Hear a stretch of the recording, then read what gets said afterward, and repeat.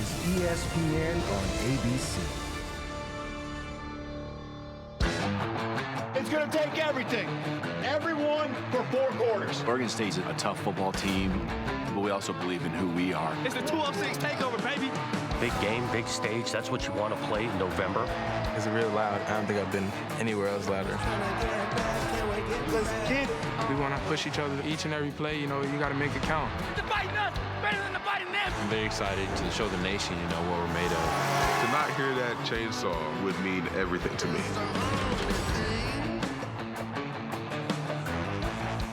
In the cold November rain, nothing lasts forever, including ancient rivalries. But we've got tonight in Corvallis, and the buzz, pun intended, is enormous. And the Beavers are very hard to beat here. The first ever top 10 collision between Oregon State and Washington. All kinds of plot lines and high stakes involved tonight. Welcome to Saturday Night Football on ABC, presented by Capital One, and this presentation of the Pac-12 on ESPN. The final Pac-12 game here in Reser Stadium. It's small, but it's raucous. Good to be here in the Chainsaws all night. Chris Fowler, Kirk Herbstreit, Holly Rowe joins us. The first guy in history to begin the day in Harrisonburg, Virginia, and then up in Corvallis. You got here just in time, by the way, for a good one. Glad to be here. This will be a first time, right? First time for me to I've been in a lot of stadiums. First time to have a chance to call. I know you've done some games in here on Thursday night. Saw a big upset one night when USC got knocked off to being the #1 team. So a lot of excitement. A lot of people have been pointing to this game as a big obstacle for Washington. And the Beavers not merely a spoiler, very much alive in the Pac-12 race. We'll detail that.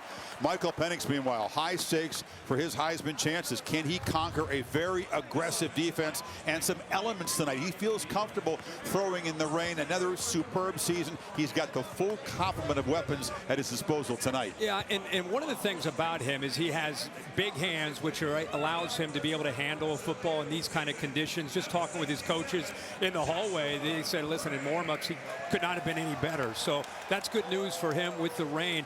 And the fact that he has his full complement. Don't forget about Dylan Johnson in the backfield. These last couple weeks, you and I saw him at the Coliseum against SC a couple weeks ago. This is a balanced attack. If you're just worried about those weapons on the perimeter, be careful because they can run the football too. Well, Jonathan Smith and the Beavers like their chances. They got a very physical offensive line. That's kind of the personality of the team. And DJ Uiagalelei is playing very efficient. He's in the kind of offense he wanted to be since leaving Clemson. It's pro style, and he's taking care of business. Well, this is why he came here, for this opportunity. And instead of Clemson, where he was the offense, they asked him to throw it so many times in more of an up-tempo spread approach. This is more of an old school, like you said, an NFL style where they're going to win the line of scrimmage. They're going to run downhill, and he's a complement with his play-action pass, and they put the ball downfield. This is not old school grind it out. With DJ in there and the receivers he has, they do a good job of running and then taking shots downfield. Defensive backfields for both sides are depleted. Injuries that we'll detail that could affect how this game unfolds. But if you haven't seen a game from Reser Stadium before, buckle up. It's fun. And per capita, it's really, really loud. I hope you don't mind chainsaws or rainy weather. For this Washington team, the stakes couldn't be higher. They keep winning, they're going to be where they want to be. With a Heisman hopeful at the helm. Michael Penix has the nation's attention. But it is jarring, the numbers he's putting up. When everything is on the line, who else makes that throw? Keep pressure on these boys' necks. They're going to continue to feel us all season. Just to the south, there's a squad that's all about winning at home. Let's go, man. Where they've been known to dethrone. The Beavers shock the college football world. Every game is going to be a fist fight. It's going to go down to the end. Washington is executing as the best team in college football. The Beavers have turf to protect and dreams to cut down. No one's gonna get it my way. Washington, Oregon State on Saturday Night Football.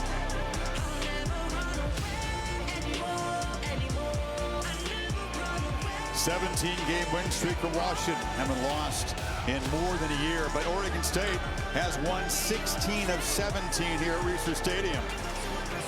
It was nice this morning, Kirk, before you got here, but it is sloppy rain throughout the evening here. Kalen DeBoer's team says they're prepared for it. He's with Holly Rowe. Well, Coach, the weather is not friendly right now. How does this impact play calling and your ability to function in this? Yeah, I mean, I think they'll do a good job of keeping the balls dry as best they can. And, you know, we're used to practicing this up north, so it is what it is. You know, both teams have the same weather, so here we go.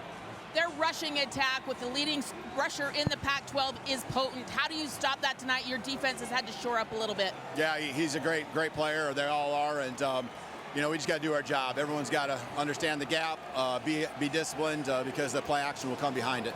Thank you so much, Coach. Thank you. Kalen got his 100th win as a coach last week. He is 21-2 at Washington.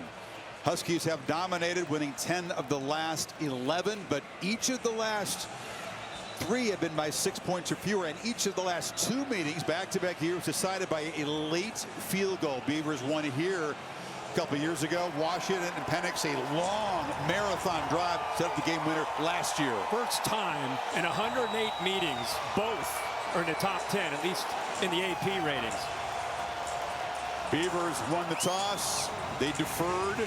You'll see Penix and this high-powered offense in the rain and in the noise of Reeser. Atticus Sappington to boot it away. Wind, not a factor. Rain, maybe a factor. Daniel Ngata will come up and take this kick at the 5. And Ngata has some space and a nice-looking return out across the 35-yard line. So Michael Penix averaging over 350 yards per game. Talked about the hand size. He takes care of the football. And he's got Rome Odunze, Jalen Polk, and Jalen McMillan back tonight in the slot. That's big. Yeah, I think when you have a quarterback that can handle the ball in these conditions, I think the advantage goes to the offense in the passing game. The receivers know how to control their body weight when they make cuts. It's the defender that has to react and can lose their footing on a track like this. Talked about Dylan Johnson, the tailback. He's effective at pounding it between the tackles. Quick penetration. Look at the cut that he makes and works hard to pick up about 4 on first down. Here are the impact players when UW has the ball. Well, you got to start with Dylan Johnson, what he can do. But Rome Odunze, of course, we know about the passing game. Jalen McMillan, we've talked all week about the importance of him in the slot. This defense is fantastic. They can fly around. Watch out for Arnold, number 5. And then Chatfield off the edge, number 10, ability to rush the quarterback. Here's a pitch on second down. Johnson knocked out of bounds a couple yards short of the mark by Keaton Oladapo.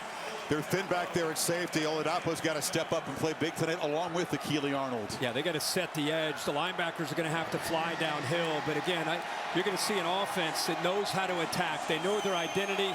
Smart to try to get it out on the edge, but it sets up our first third down of the game. Beavers tough. Opponents just 36% on third so far. He's showing blitz right here. Maybe just showing it and dropping. Looks like he is. 4-man rush. Penix from the pocket slings it across the middle, and the catch is made by Jack Westover, and the tight end is a first down in Beaver territory. He does a nice job. He's known for his routes. Watch him sell this to the outside and then back to the inside. There's the rhythm and the timing. It's not just about the big plays in this offense downfield. It's about the efficiency that Michael Penix throws with, and not, again, just the outside receivers. You're going to see the slot with McMillan and a tight end there in Westover. Doesn't work the middle of the field that often. Really attacks the edges, but able to convert there on third. Well protected. And that is complete to Rome Odunze, one of the top receivers in the country. He beat Jaden Robinson, and they're in the red zone. But you talk about a tough ask. When he works across on these deep over routes, watch the corner try to run with him. First of all, he gets off the line of scrimmage, so he's got great separation. And you've got accuracy like this with Michael Penix. We talked about the rain, the conditions. How's that? Nice throw. And you talk about getting into a rhythm early for the Washington offense. It's a 25-yard catch. They're just outside the red zone with a first down at the 23. Odunze in motion, takes the pop pass, slips a tackle. He had him trapped behind the line, but he escapes for about 5 yards. Andrew Chatfield got him down. McCartan read it. He's right here. He sees the motion. His eyes are on that, so it makes him want to see, he feels that as a threat. So he's going to get upfield, not allow that blocker to be able to take him on. Dunze is a very solid 215 pounds, physical after the catch. Johnson on 2nd and 5. Runs through one tackle, is dragged down at the 16 by Easton Mascarenas-Arnold. Mascarenas-Arnold is one of the more physical linebackers you'll see in this conference. They lost a great one in Omar Spates, who went to LSU. This crowd, they're trying to make a difference. Hear the chainsaw? The chainsaw, crank it up. Whatever, all hands on deck. That's through the speakers, by the way. Those are not actual chainsaw. You can't bring a real one in here. No, we'll draw the line somewhere, but it does impact this crowd, the student section.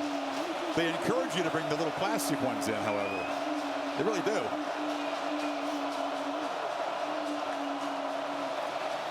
Johnson fights, twists, and looks like he'll just have first down yardage before Isaac Hodgins got him down.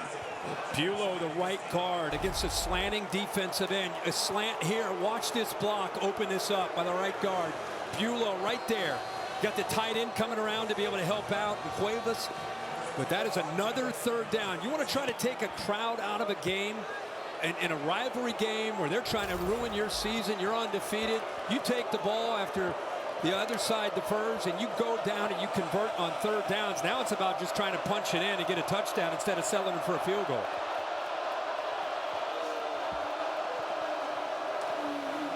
Johnson again, deep handoff, spun down after a short gain.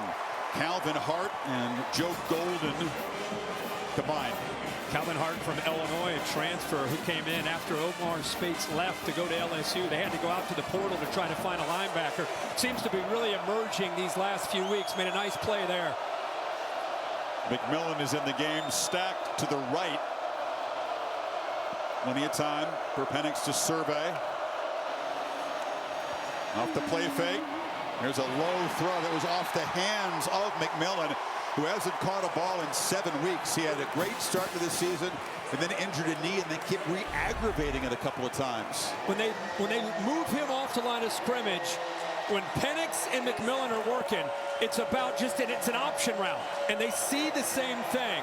Here, there's a little hesitation at the top of the route, and Penix didn't quite know which way he was going to go. He had the option to work off leverage, inside or out. He threw it out. McMillan looked like he turned in. So another 3rd down. This time they need 9. Play clock winding down. Gotta hurry. This gets it off from the pocket. Zips it to the end zone. Caught. Touchdown. Rome Odunze. 12-yard strike. Another big play on 3rd down. And the visitors from Seattle draw first blood. Well, Chris, that's called finding a matchup. Right here. He beat him earlier. You go right back to him. You sell the slant. Sell it to the inside, the defender responds, and now it's stealing with the accuracy. Great route by Odunze. Good job of recognizing you got a corner that's vulnerable against Odunze, and you hit him for that touchdown. There's the AT&T clicker there. We'll be looking at these matchups all night. We talked about how depleted the Beavers are in the secondary. A lot of star power to match up against. Absolutely, and a great job by Penix, the experience. That's another 3rd down. Their third down on the slant go for the touchdown. Huskies on top. Beavers' first possession coming up.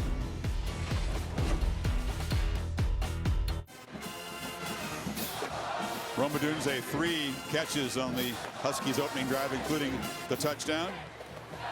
Now DJ Uiagalelei and this Beavers balanced offense will try to answer. Don't really want to get in a high-scoring shootout with UW. That's not what Jonathan Smith has in mind. No, not at all. It is a potent offense, but that's the Huskies' game. Brady Gross boots it through the end zone. Of course, Uiagalelei arrived at Clemson with all the hype, trying to continue the Tigers' QB tradition. He started 28 games there. He had some brilliant moments, but things got sideways in the last year. Benched in the ACC championship game, jumps in the portal, and then quickly commits to Oregon State because he wanted to be back on the West Coast. He's from California, and he wanted to get ready for the NFL. with a pro-style offense. And that's right. I mean, that's the thing I think you've seen with him. In fact, what's crazy, you look at, he's under center now. He wasn't under center at Clemson. He's under center 52% of the time. Other than the service academies, that's the most of anybody in the country. So it's a very different look for him, and he's in great command. They also lean in a running game. Damian Martinez, already 1,000 yards on the season, had 4 touchdowns last week. He's a physical runner. Deshaun Fenwick will spell him, and they expect to get downhill on this Husky defense. Damian Martinez, that's where it starts, number 6. Silas Bolton leads a good group of receivers. They got 3 that can really hurt you with quickness. Dominique Hampton, the safety, leads the Huskies in tackles, and Braylon Trice and ZTF coming off the edge. You'll see number 8 on one side and number 4 on the other. They've got to get after DJ, especially in those third downs. He's been pretty well protected by this O-line so far this season. Short drop, quick pass. But it was deflected at the line. It never got out there. But Cleveland, the center, was in the vicinity, may have gotten fingertips on it. Yeah. They get tired of hearing just about how good the offense is. They want to let people know about how good they can be as well. But it was definitely deflected by Big Thule there, getting his hand on it. They think that maybe get 30 snaps out of him. They're kind of on a pitch count tonight like he was last week. So a quick third down for Oregon State. They need 6 here. They got the Huskies to jump, so DJ's got a free play. Over the middle, incomplete. It was inaccurate. Jack Velling, who's an excellent tight end, was wide open. And with that free play, they don't take advantage of it. It'll set up a 3rd and 1, though. No, but he... Offside. Defense. Number 8. 5-yard penalty. Still 3rd down. Just talking about Braylon Trice, how on 3rd down he's got to get after him. I think he got a little bit too excited to try to apply that pressure up at the top. Just a little jump. Good job by DJ of knowing that he had that free play, waiting and waiting and waiting. This is one of the better offensive lines in college football. They're known for their run blocking, but they've got a great group that's played a lot of football together, so a lot of continuity up front. Deshaun Fenwick, 225-pound hammer. South Carolina transfers in the game, but I'm going to lay on the keeper. Will move the 6 for a 1st down. He's tough to tackle too. He goes 250, so they got a lot of beef in the backfield. Yeah, and it gives you +1 when you run the big man. That goes back to his Clemson days. When you're 250 pounds, we saw him run the football a lot. And if you're looking at your TV and you're saying, well, it seems like it's raining a little bit more. Yeah, you'd be right. It is pouring right now. It wasn't raining this hard when Washington had the football, but it is coming down now. It's supposed to rain all night. Holly's probably excited about that. She always comes prepared. I know. Toss sweep to Martinez, flips a tackle, another tackle, and hammers into Washington territory. That's what the game plan is tonight. Let's check with Holly, not for the weather, but for the injury situation.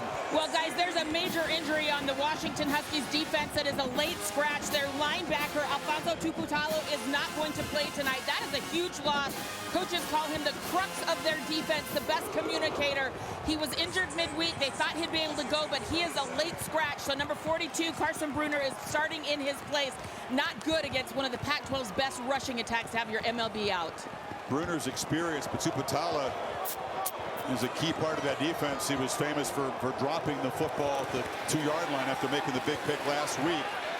Long throw is the arm strength is on display there, but Jabbar Muhammad's a great corner, recovered well to break it up, intended for Gould. Yeah, like you said, that is a long throw to make. He had the tight end in the flat if he wanted to throw it to Velling, but he decides to go downfield and make the big throw to Gould. And because it was so, he got separation, he comes back to the ball, but because it hung in the air, it gave Muhammad enough time to be able to get his own left hand in there and dislodge that football.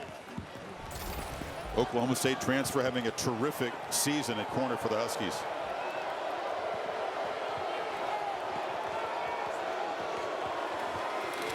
Quick throw on the edge.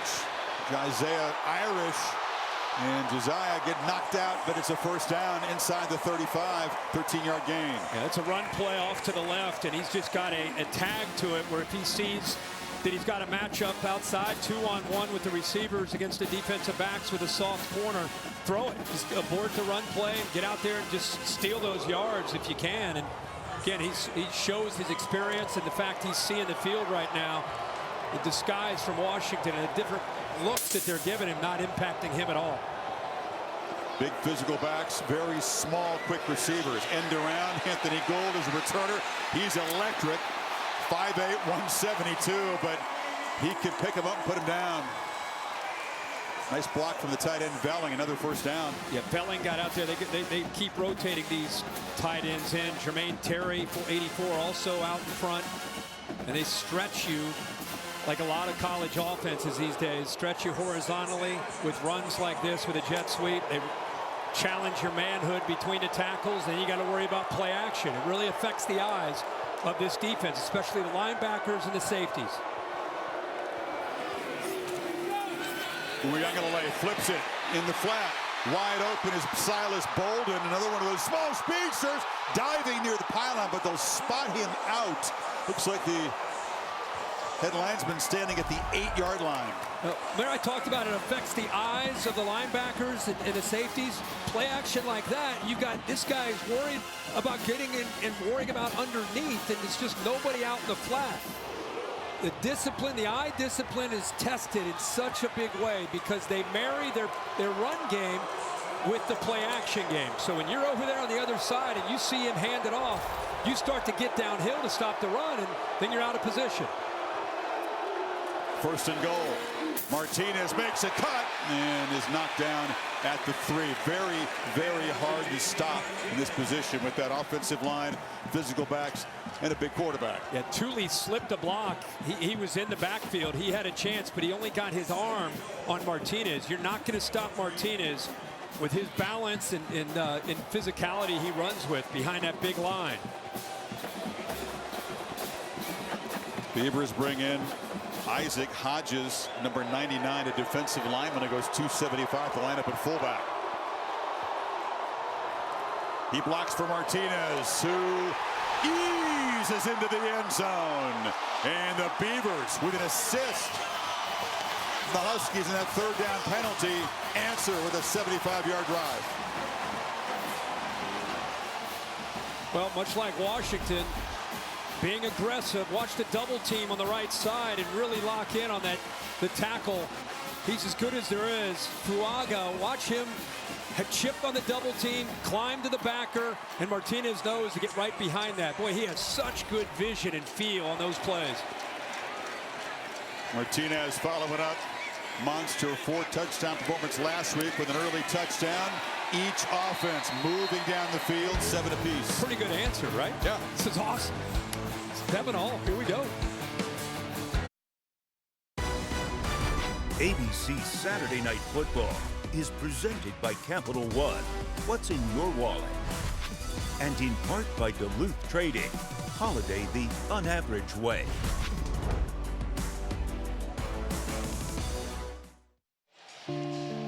Our Saturday Night Football crew is mourning the sudden death of our field audio engineer, Chase Hayes. He's been with us full-time the last 4 years. Chase passed away last week and the night before our game in Athens. If you've enjoyed the sounds of college football games, you have appreciated the work that Chase has done without knowing it. Our thoughts are with his wife, Amy, his son, Hendrix, and the rest of his family.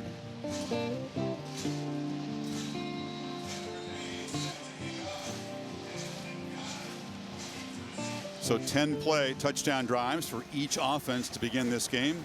Oregon State scoring on their opening drive for the 9th time in their 11 games. Ngata lets this one go. To Kevin Negandhi in the studio for an update.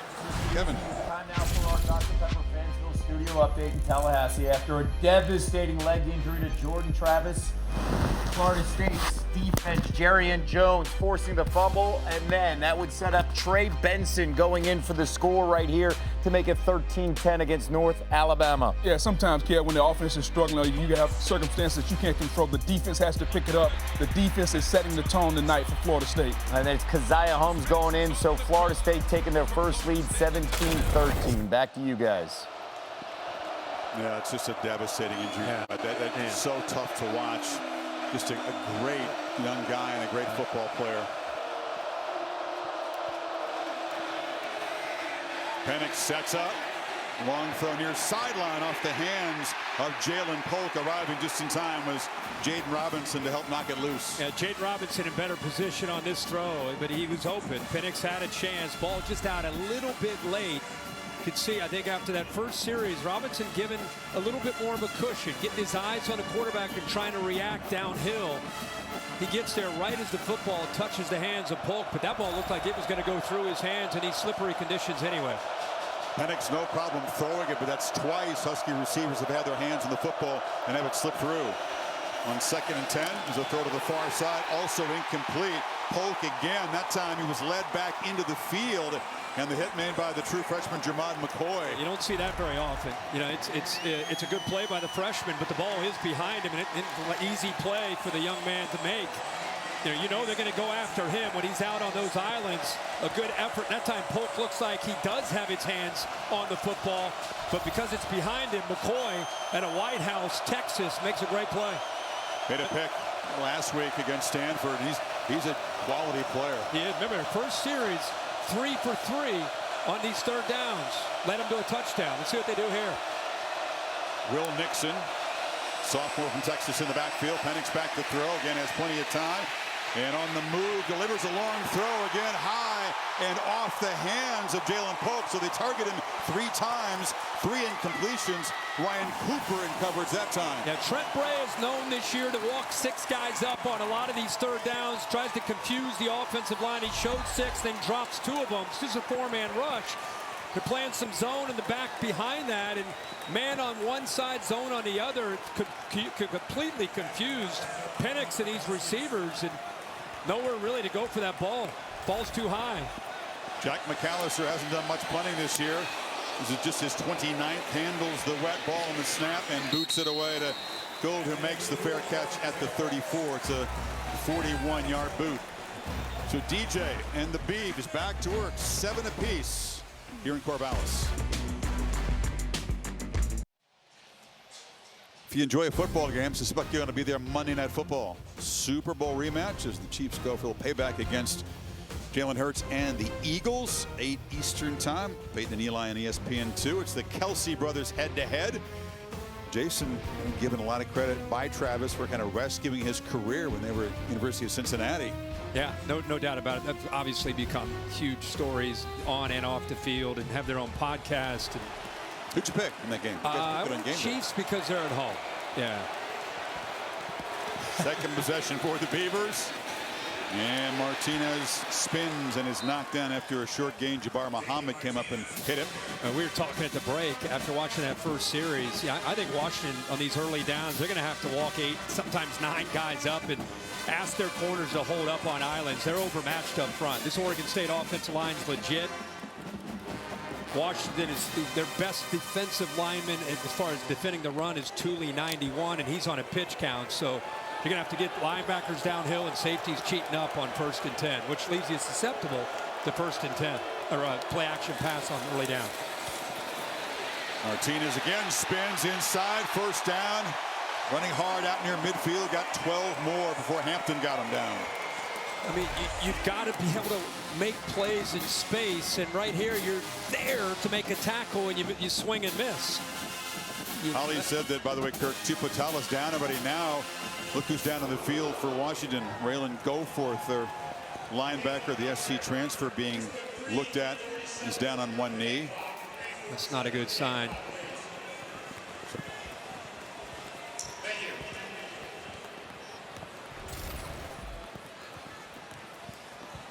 Examining that right leg. They have had so many injuries on this side of the ball. I mentioned Thule up front. The safety concerns they've had for a number of weeks now on the back end. Asa Turner and Cam Fabiculainen both out. They hope to get them back for the Apple Cup next week against Washington State. But again, with Tuputala down, he was a surprise scratch. Already thin at linebacker. You don't want to be thin at linebacker and safety when you're dealing with a physical running game, to say the least. And it's not just being physical. It's the eye discipline. It's the communication on the road like this against a team that sometimes can show run and sometimes fool you with a play action pass. So that's where those safeties really can come in handy. Keep talking about the importance of eye discipline. And Now you got linebackers out there that just got to be tuned in. Bruner's got to have a big night. By the way, he is 4th on the team in tackles, 42. So he's played a lot of football.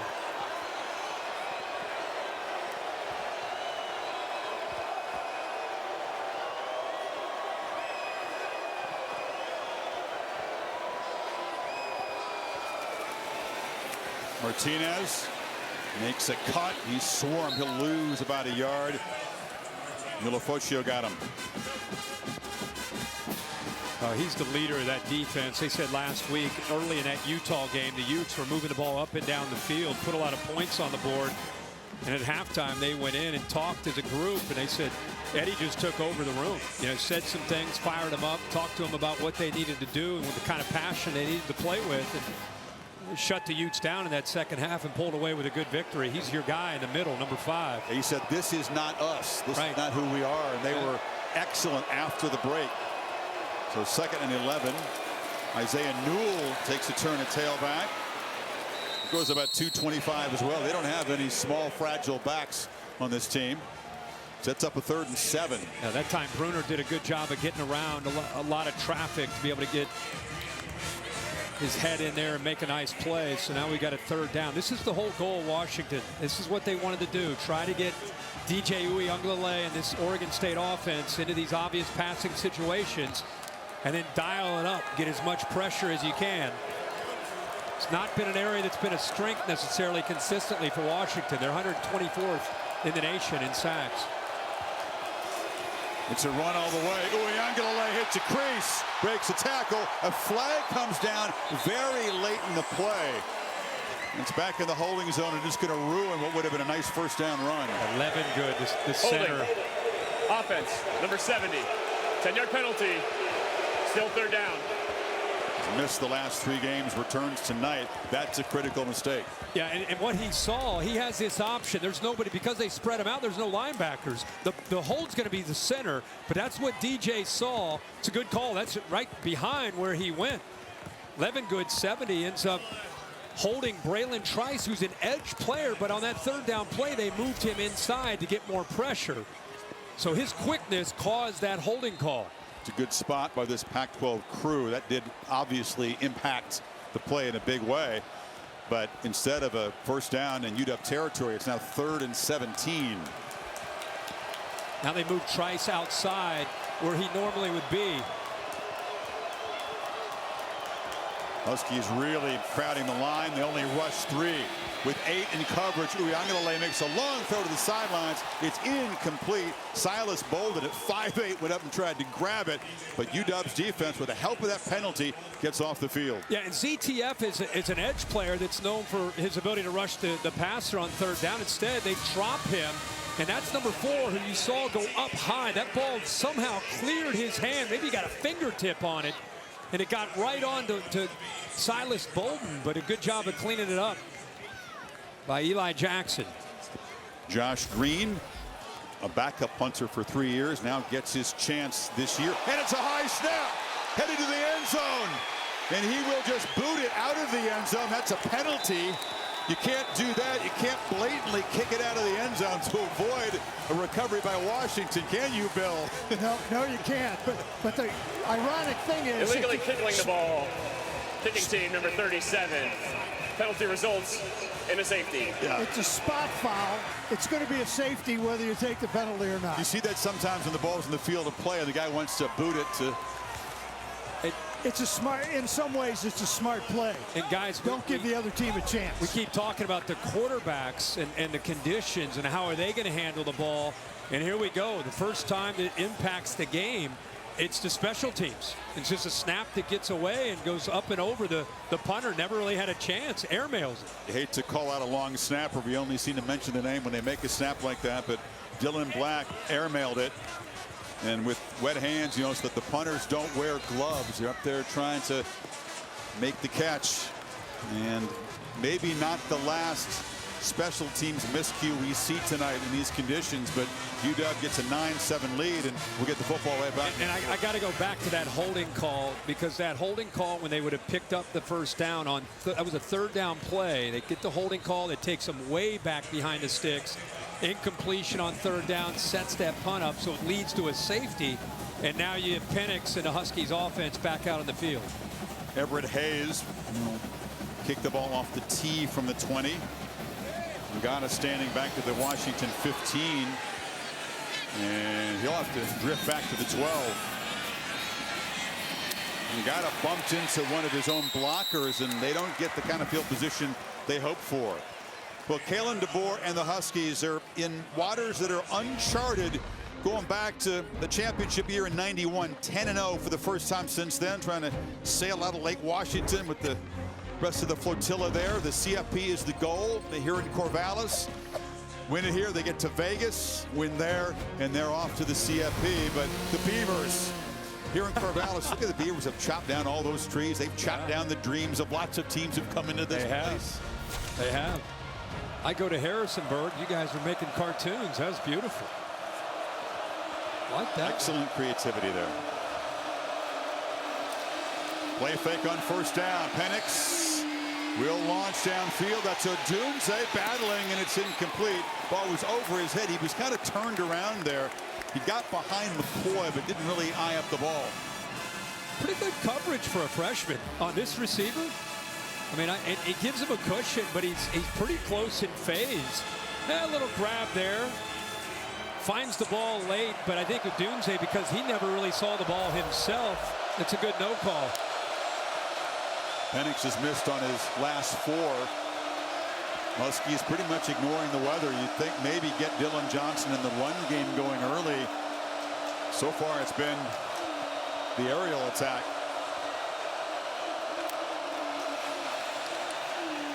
Has plenty of time again.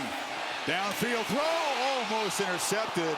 In and out of the hands of McCoy. That time he was looking for the tight end, Devin Culp. That's one of his worst throws of the season. Yeah, watch Culp work and turn. But again, it's all about timing with Penix. Watch when he gets to the top of the route. He works it out, then he turns in. Where Penix is already starting to throw. And they're just not quite on the same page. But I love the anticipation. Culp made that huge catch against SC at the Coliseum a few weeks ago where you and I and our crew were there. That time, not on the same page, so now we got this 3rd and 10.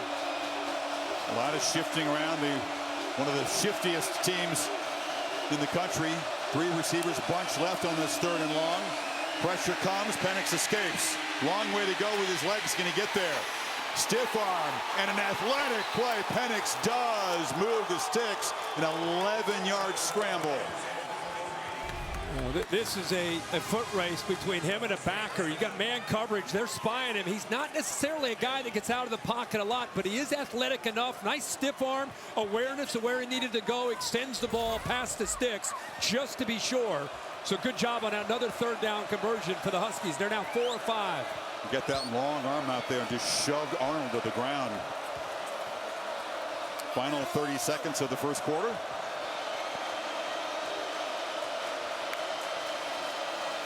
Johnson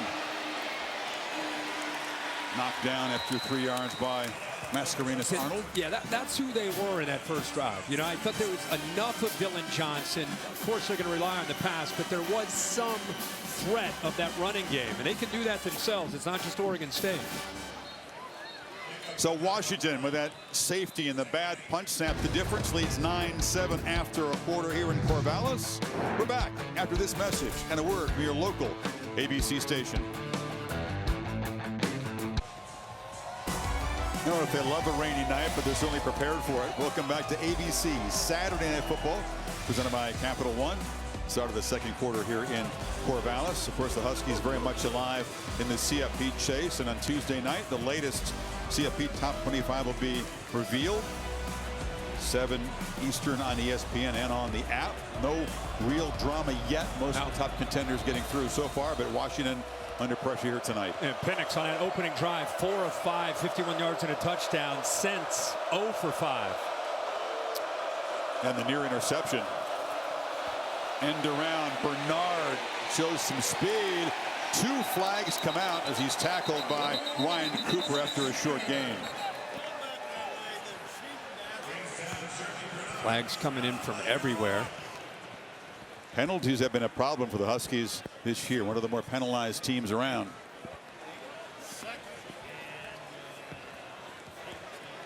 Holding.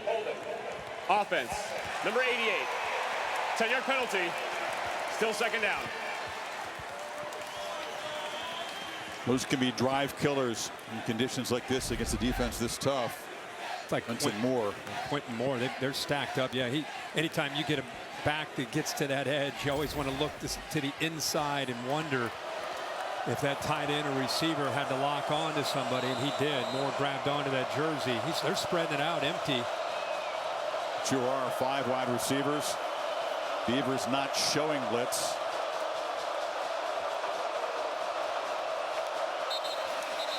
And whistle before the snap. That'll cost him 5 more. It's tough enough in this place. Full start. Offense. Number 72. 5-yard penalty. Second down. This is a tough place. Their defense is much better at home versus the road, and the flinch right there. Yeah, the center, you know, he's anticipating when he wants to snap the ball, and with this crowd noise, that was their biggest concern coming in here tonight, was the communication, just being efficient. 2nd and 23, and it zips it up in the air, and it's incomplete. Caromed off Jalen Polk. Ryan Cooper in coverage. Holly? Well, guys, we're seeing the Washington receivers drop some passes they normally catch. Jalen Polk came over to the sideline last series, got a football super wet, and had someone keep throwing it to him. He's taken off the gloves. He's barehanded out here. They are struggling to adapt to this wet football right now. It is torrentially raining. He's the guy that said in pregame, I hope it rains all night. Let it rain. Well, he's having struggles with the conditions Penix right now. is late on a lot of his throws tonight. I don't know if it's the conditions or they're getting confusing him. There's another throw right off the hands of Jalen Polk. Took the gloves off. Didn't help. Weather becoming an issue, not for the quarterbacks, but for the receivers. He's going to try to go to Polk, but again, normally when Penix would throw the ball would be right now, the ball's out. Now he's looking to you see his eyes, he's looking down towards the middle of the field, then he comes off late. By the time he comes off late, even if he completes that, it's going to be tackled well short of the first down. So I'm sure they're going to get on the sideline and talk about finding that timing and rhythm. Let's keep an eye on the snap and the punt by Jack McAllister here. It's a low snap. He has to go down and scoop it up and hits it off the side of his foot. It's a shank that's going to get a fortunate bounce for Washington. They had 2 returners back there. The ball didn't get near either one of them and ends up going 43 yards. There's something about that spot for the special teams, because that was another iffy punt this time for Washington. So we saw the safety. Scooped up the ground ball here. Nice one-hop play. Yeah. But then the shank got lucky with the bounce.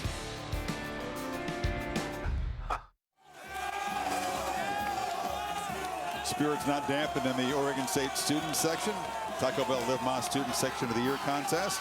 Download the Taco Bell app to learn more. Must win for the Beavers to keep Pac-12 championship game hopes alive here. 1,000+ standing room ticket. This is a beautiful stadium. You can't really showcase it because the weather won't let us fly the blimp or the drones, but it's refurbished. They made it smaller, but it's louder because of the roof on this place. Hayden Childs, he comes in the 3rd series of the game. Is a very talented freshman from California. Known mostly as an electric runner, but he can sling it too. Quick completion. Yeah, and when you talk with these coaches, you talk to Jonathan Smith and anybody really about the future of this offense. DJ Uiagalelei is a story this year, but the future is Hayden Childs. He can run it, he can throw it, understands the offense. Interesting time. Bring him in here. It's the regular time in the 3rd series. We might see some more in the second half as well, depending on how things go. They get a misfire here, so that'll cost them 5 yards. No, I say interesting in a game like this with so much at stake. Just stick with what you do. You know, that's your rhythm, that's your pattern. That's what you've always felt good about. Offense, number 75. 5-yard penalty. Second down. You got some mop-up reps, not just the spot duty within the game because of the blowout last week against Stanford. He was actually 5 of 8, threw it for 75 yards. No matter who's back there at quarterback, you want to keep testing Washington in this run game at the line of scrimmage with this offensive line and this back, with the 2 backs that they're using. Giles, incomplete. Didn't know if it was batted at the line. I think Ale was there. Yeah, it was Ale, yep. Ale, a big man at 327 pounds, he gets the edge there on Bloomfield, the left tackle. It's a nice job of being able to get, maybe you don't get quite to the quarterback, but you're able to get into his face and get your hand up on the young guy. It's a big interior lineman, 6'6", 327. Huge. Out of Tacoma.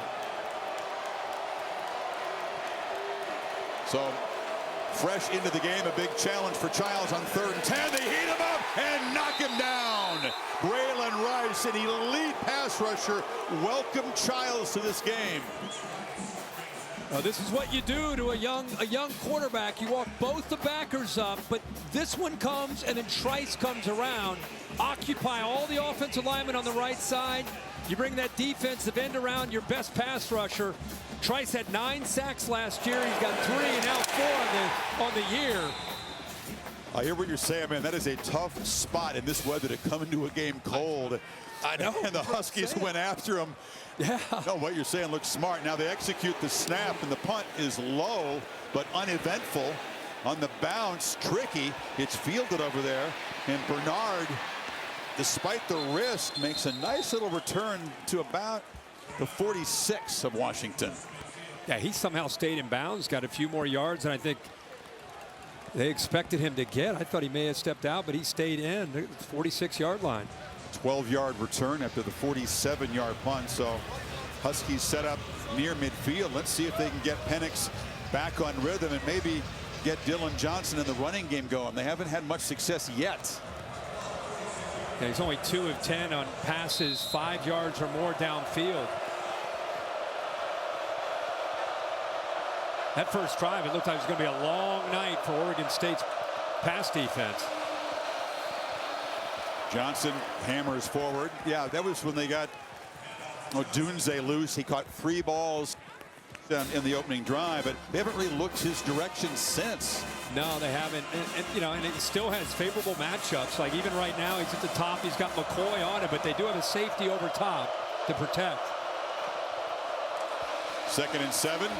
Johnson takes the pitch, and he's knocked down. Good pursuit from behind there. A flag is out. Joe Golden knocked down the running back.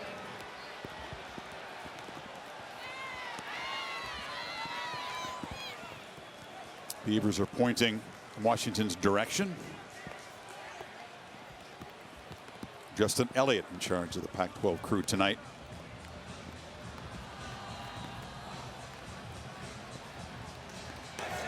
There is no foul on the play for a low block. It's 3rd down. Yeah, I think they're going to look at a low block on Bernard. He swung and missed on who he was trying to block on a crack block and then lost his footing, went down, and an Oregon State defender ran into him, and it had the optics of looking like a low block, but great job by this officiating crew coming together and everybody communicating what they saw, and they wave it off. See what Penix can do on 3rd and 4. So efficient in the opening drive. A struggle since. They try to hand it off, and Johnson barrels free. It's a foot race. Dylan Johnson tracked down, lost the ball, and Oregon State falls on it. A long run and a turnover. Keely Arnold comes up with it. Oladapo knocked it loose as Johnson was trucked toward the end zone. Wow, if you're a Washington fan, watch the blocks on this right side and how it just opens up. There's no linebackers because they're all walked up. Little delayed handoff. You got a good block by the center, Brailsford, as you said, and now it's a foot race. And Oladapo does not give up on that play. His last-ditch effort is just take a swing. That's experience right there. This guy's played a lot of football. It's his 36th start. And Dylan Johnson's been so reliable this year for this Huskies offense, so durable, and he loses the ball right before he's about to break the plane for that touchdown. Oladapo has had just a comprehensive season. Again, he is so important right now when they're shorthanded for the safety position. Has a couple picks on the ear and now a forced fumble. Is that another situation where your jersey's a little slick, you got it held in tightly? Just haven't seen him do that kind of thing. First turnover tonight, the high snap. Uiagalelei had to reach up and grab it, and Martinez is going to be trapped behind the line by Latula Nasenawa. Look at the snap here. Call snap go over the punter's head. DJ needed every inch to be able to go up at 6'4" to somehow not just secure the football, but he got it to Martinez. They didn't get a yard, but it's a heck of a lot better than that ball going over his head for another safety. Yeah, that high snap can mess up the timing. You want to get the ball handed off as the defense is closing in.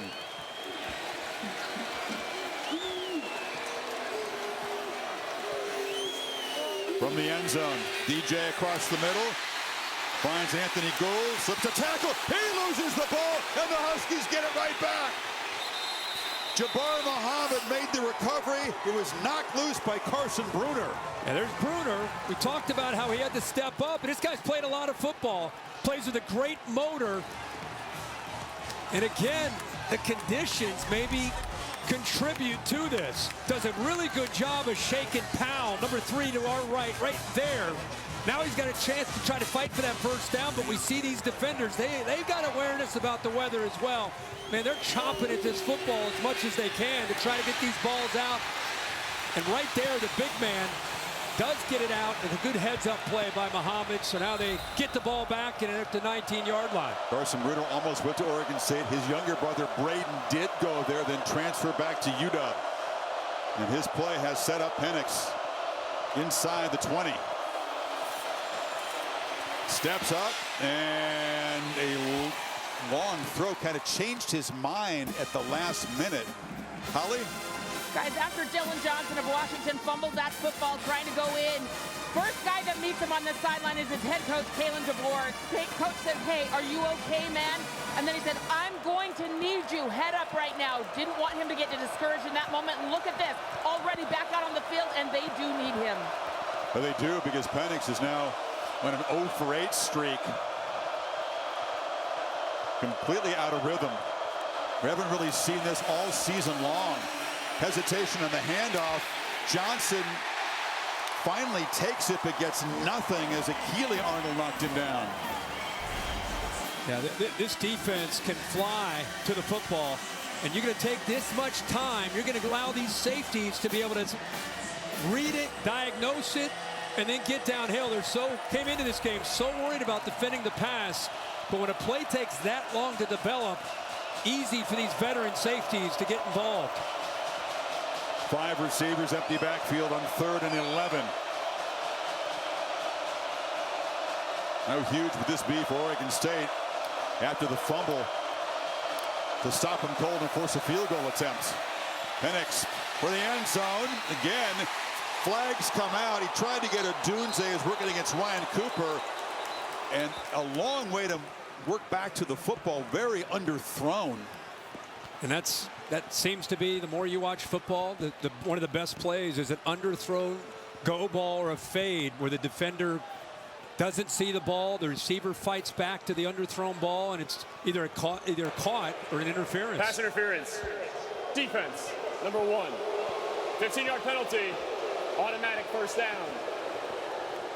So on 3rd and 11, they get bailed out by the PI, and they'll be set up with 1st and goal here. Yeah, Oregon State did everything they needed to do. They leave their best cover man, who is in a slot, number 1, Cooper, one-on-one against one of the top receivers in college football. They draw a lot of pass interference penalties on opponents, this receiving corps, for obvious reasons. And it's hard on that underthrown deep ball if you're not in phase to not get that interference call. 2 tight ends in the game. Johnson to the right of Penix. Keeper all the way. Penix around right and scoots in. And a penalty-assisted touchdown drive. They cash in the fumble recovery on the short field to stretch the lead. Yeah, they get him to the edge. He follows Bulow. Also Dylan Johnson. Chris, I always kid you because I know how much you love this. The pin and pull. Pin and pull. Seal the edge. Nice block by the tight end Westover to help seal it. And then you got Dylan Johnson and Bulow leading around. So the pin is they smash inside from the right and the left guys pull around. Yeah, right? That's right. Holly is the queen of the pin and pull. I'm just along for the ride. You can use receiver to pin. You can use tight ends. You can use a combination. As long as you kind of help set that edge or seal that edge. Penix feeling a lot better about things. The passing game is just not clicking. He's 4 for 13, but the takeaway right there as the fumble is forced by Bruner, recovered by Muhammad, and then the quarterback around right end, and the lead is 9 in Corvallis.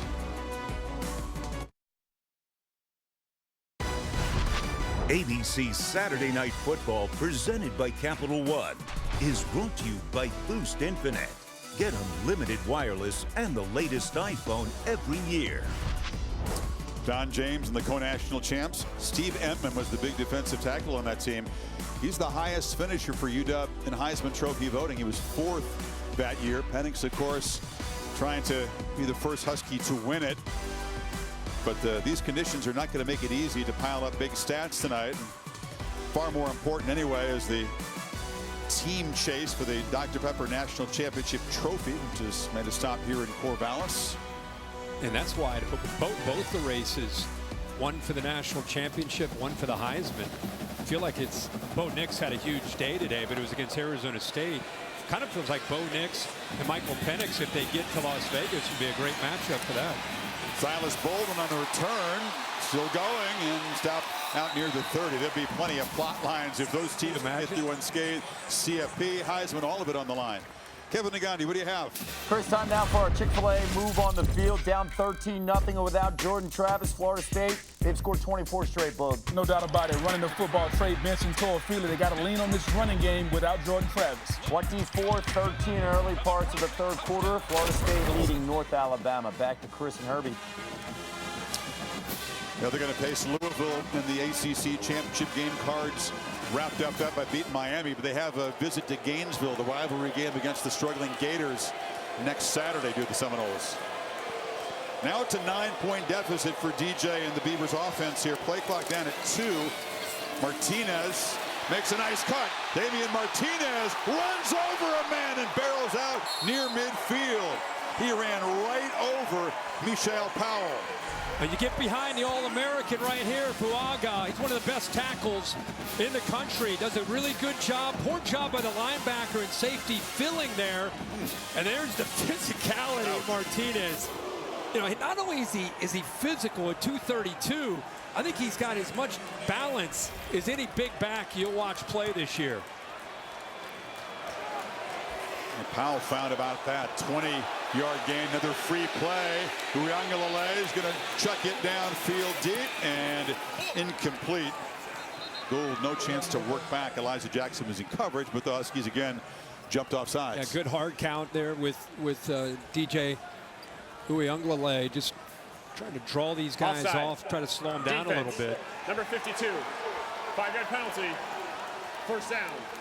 It's great to see in this style of offense. We're just so used to him in that shotgun at Clemson, and of course this entire year it's been 52% of the time he's under center and controls things. It's a different tempo and a different feel. Had never called plays in a huddle, Kirk, in his life. So what's that adjustment like? It took him until really middle of camp when they announced him as a starter. Martinez running left, dragged down. He worked hard. It wasn't immediately smooth, said Jonathan Smith, but in the spring, it was raining a lot in those spring practices, and things were not going great all the time, but he's went back to work and got better as the season's gone on. Yeah, and I think, you know, to come into a program like this, it's more of a developmental program, really, to be honest, being they'll bring guys in and they'll work with them for a year or two, and they develop them, they can switch them from a position into another, and for him to come into that and win this team over says really a lot about his approach and how he came in with humility. Second and 1. Martinez bouncing off people. He tests your will as a defender. 11 more yards. So I would just keep going in this route. You keep wearing down Washington. Make them rotate bodies like they're doing in and out. And then you can slip in a play action if you'd like. But they're having to commit numbers down. It's going to give you a favorable matchup to a tight end, to a receiver. But I think more than anything, that's your DNA. That's who you are. And with the conditions the way you are, just keep pounding the football. He's a very quiet guy, but he does talk with his pads. as someone in this conference said earlier this year. Huskies are pointing at a receiver. They think he flinched. There is no flag. Martinez this time has to change course. Makes a beautiful cut and rips off 11 more. Well, that's your biggest fear when you defend these guys. Braylon Trice got in there. He actually gets under the block. It is in the backfield. Here's the movement that they were upset about. That's a flinch. Should have been called. They missed it. That's what Washington's pointing to. It's the backside cut on the outside stretch play.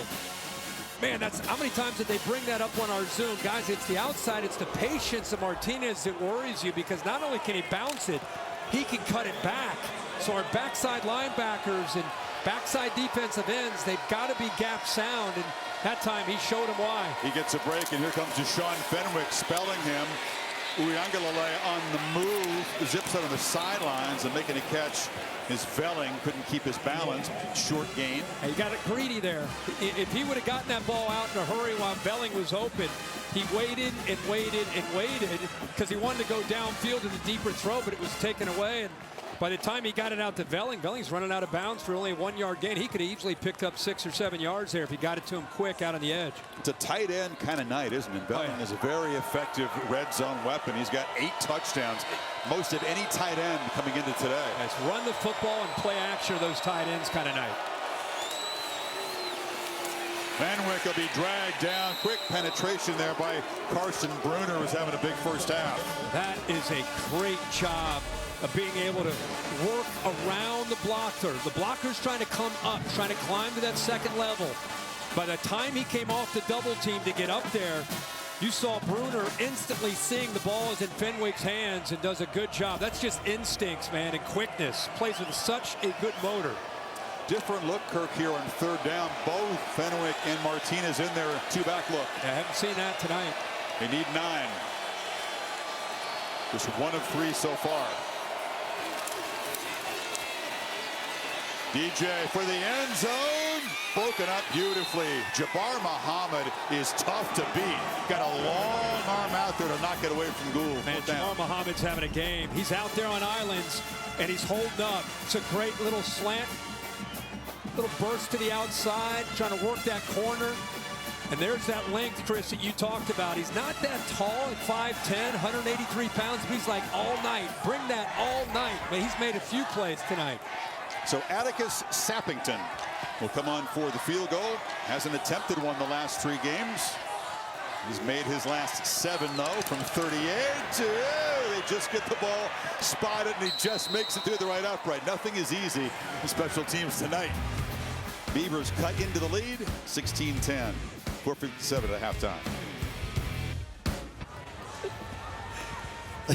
Well, Josh Green was the punter, had the problem earlier. The snap airmailed over his head, but check out the job he did as holder here. The snap isn't perfect. He has to reach back, get it down, and give Sappington a chance to kick it, and that is well executed. These guys do practice a lot in rain to try to be ready for this. Especially up in the Pacific Northwest, right? It's just another Tuesday practice. DJ said in the spring, 10 straight spring practices out here at rain. He says every time it rained at Clemson, Dabo goes, well, we're going inside. Here, no. Smith said, you stay out in the rain and practice. You better. Nights like this. Everett Hayes to boot it away. Ngata fields it at the 10. Makes a nice little move. And he's had some quality returns. Didn't create great field position, but he'll spot it at the 23. Athletic trivia question. Last quarterback to have a 10-win season for 2 different Power 5 teams. So Uiagalelei did that, of course, at Clemson. And Beavers a chance at a 10-win season, greatly enhanced if they can come from behind and win here tonight.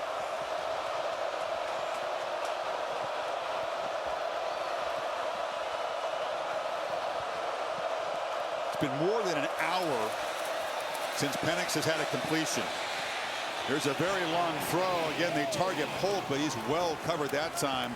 Joe Golden made him uncomfortable in the pocket. I mean, we could talk about the weather because, I mean, it obviously could be affecting the receivers as much as it is Michael Penix. But look at the coverage. I mean, these guys are playing really good football. I don't want to take away from what Oregon State's doing to impact Washington and what they're trying to accomplish tonight.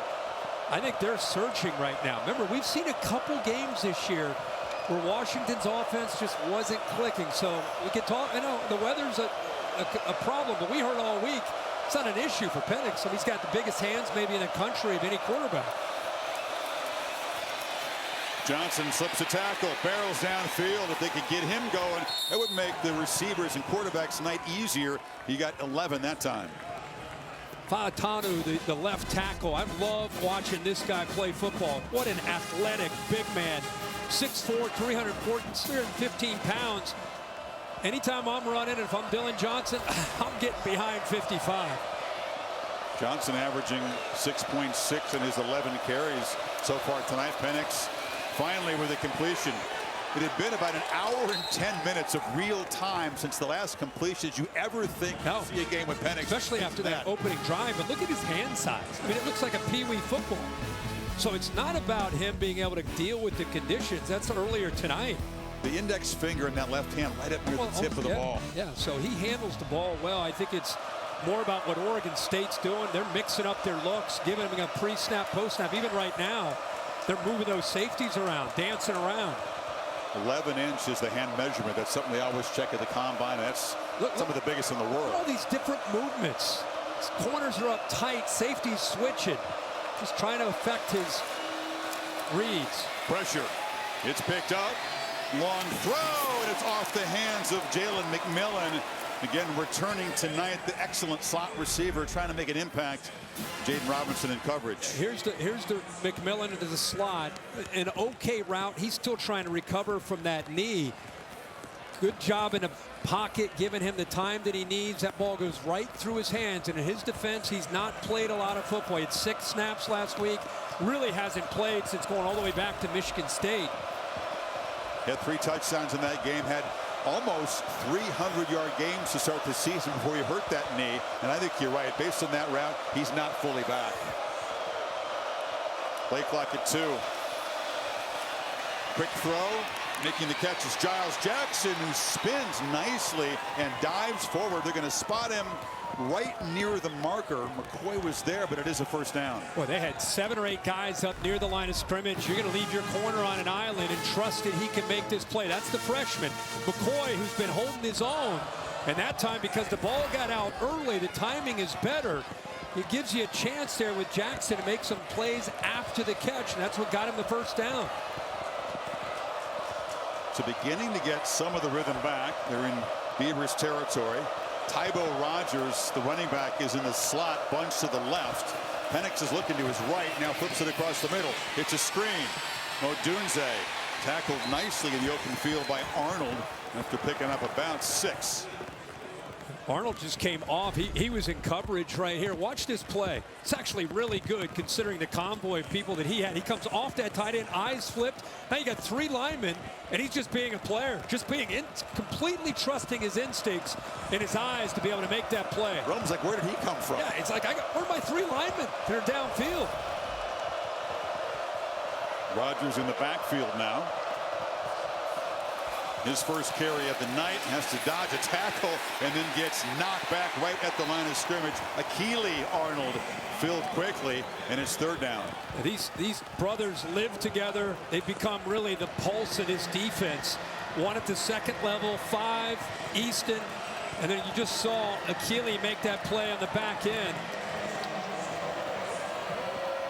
Yeah, it's a dream, they say, to play with each other here at college, and they are inseparable. As he said, they live together, hang really out in cool. the complex together. Noisy on 3rd and 4.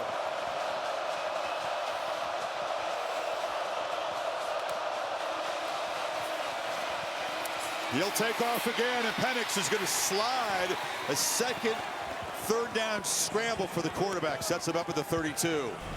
Again, they don't fear at all the threat of Penix taking off on 3rd down. Look at these backers, their heads, they're thinking about these routes, these inside routes. There's just no one there to account for him.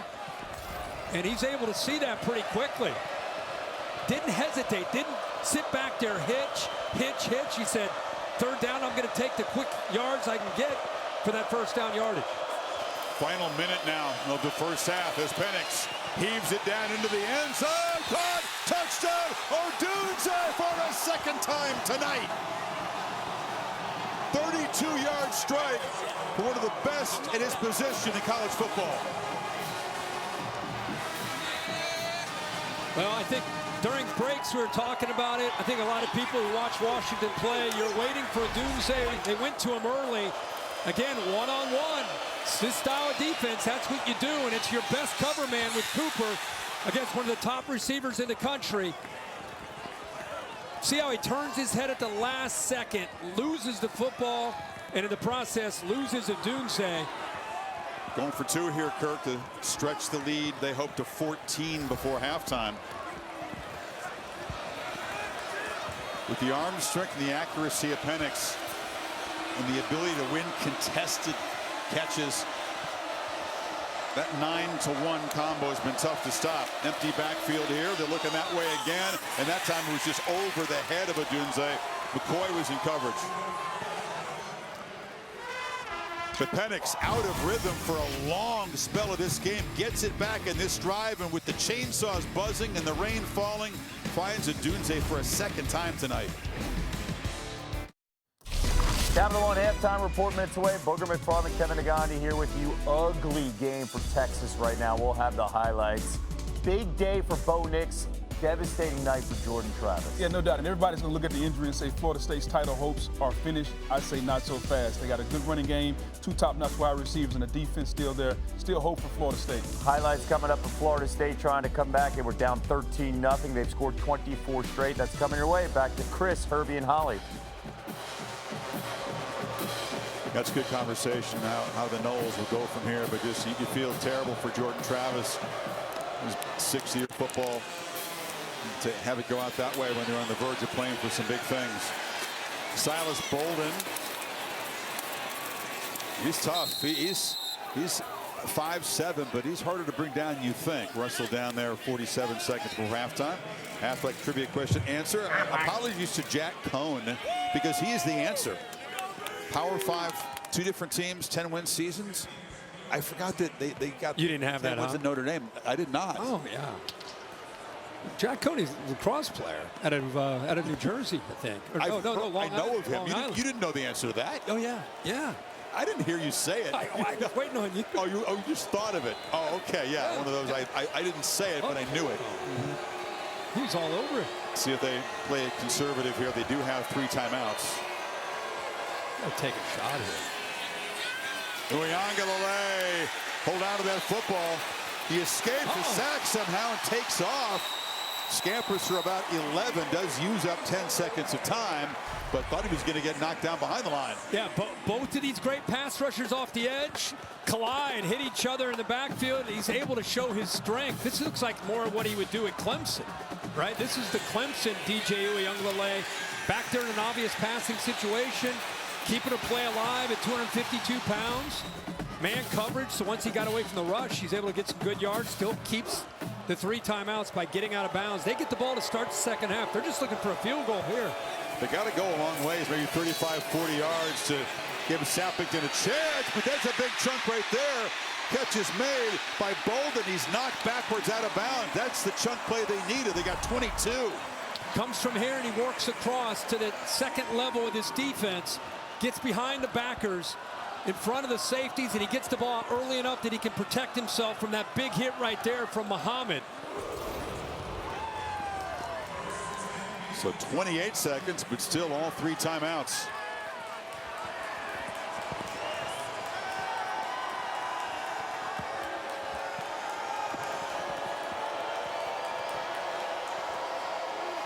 Huskies showing pressure, back out of it. DJ has time, but overthrows Irish over there. Yeah, no problem at all.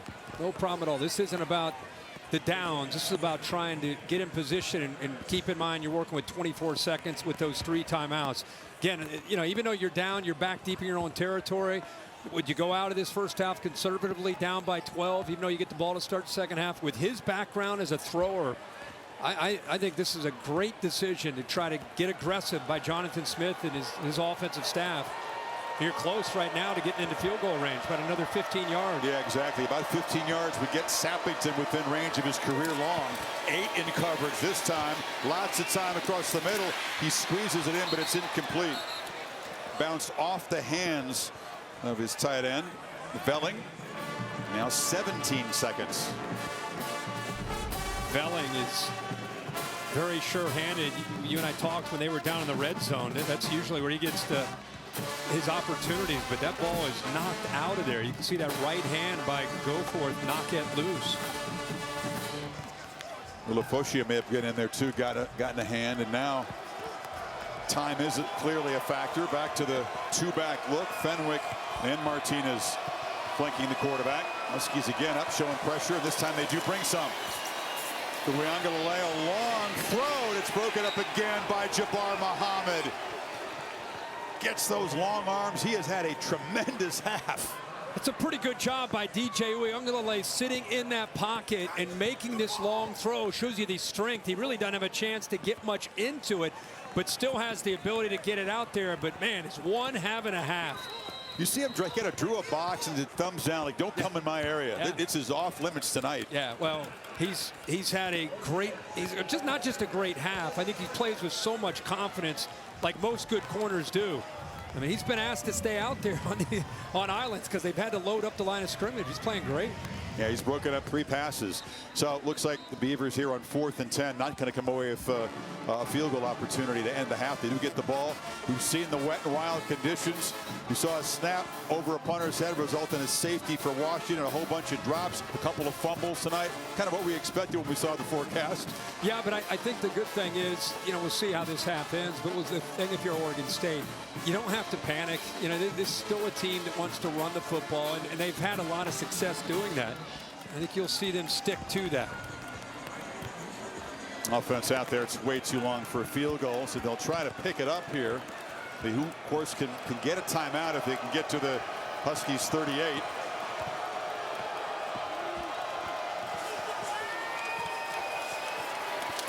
Pressure coming off the curve. It's intercepted. Jabbar Muhammad has had a monster half.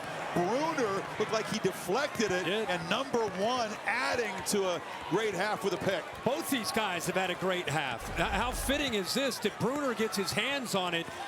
Really good job here by 42, climbing a ladder, and anytime that ball gets tipped over the middle, there's always a chance for somebody to come up with it, and it's Muhammad, who's had, both these guys have had that great first half of this defense. And Bruner stepping up, as Holly said. Alfonso Tuputala injured this week. It was a late scratch. Bruner says, I got you. He's forced a fumble and deflected a pass that's intercepted. And the Washington defense, at times, Kirk, it seemed like they were getting shoved around a little by the Beavers running game, but a couple of big plays. And the Beavers will get the football. A must-win for Oregon State to stay alive in this Pac-12 race. The Huskies can clinch a spot in the championship game of the Pac-12 with the win. They lead by 12 at halftime on a rainy night in Corvallis. Let's hear from Jonathan Smith with Holly. Well, Coach, you guys have been so good on 3rd down all year. What do you have to do to be more effective and keep those drives alive like that last one? Yeah, no question. 3rd down on really both ends of it. We got to continue to execute on 3rd down, get us a shorter 3rd down and distance for us. Vice versa, get them off the field on 3rd down. This rain is a factor, whether you like it or not. How does it impact play calling and just game management right now? Yeah, it's a factor, especially catching it. I think both passers are actually throwing it okay. The ability to catch it's been a difference. So we got to regroup at halftime, get it sorted out. Thanks, Coach. Thanks. It's 136 total yards for what typically is a very balanced and potent Oregon State offense. 22-10 for the 5th-ranked Huskies. Capital One halftime report coming up right after these messages.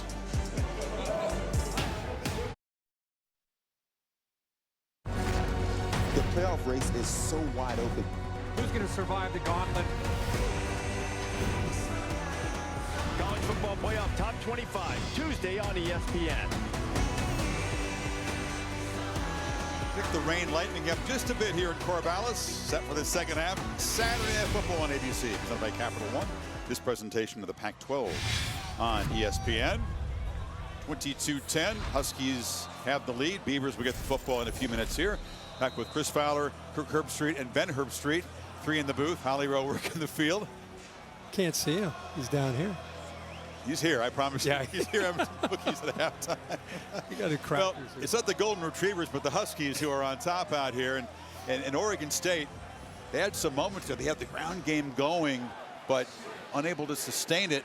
And now have a 12-point lead to cut into here. Yeah, and I think, you know, one of the things that they've been able to do is when they were moving and they were showing what their personality is, they had that great rhythm of running the football and pushing Washington around. Now, Huskies made some adjustments, so see if Oregon State can somehow get this going again to start this half.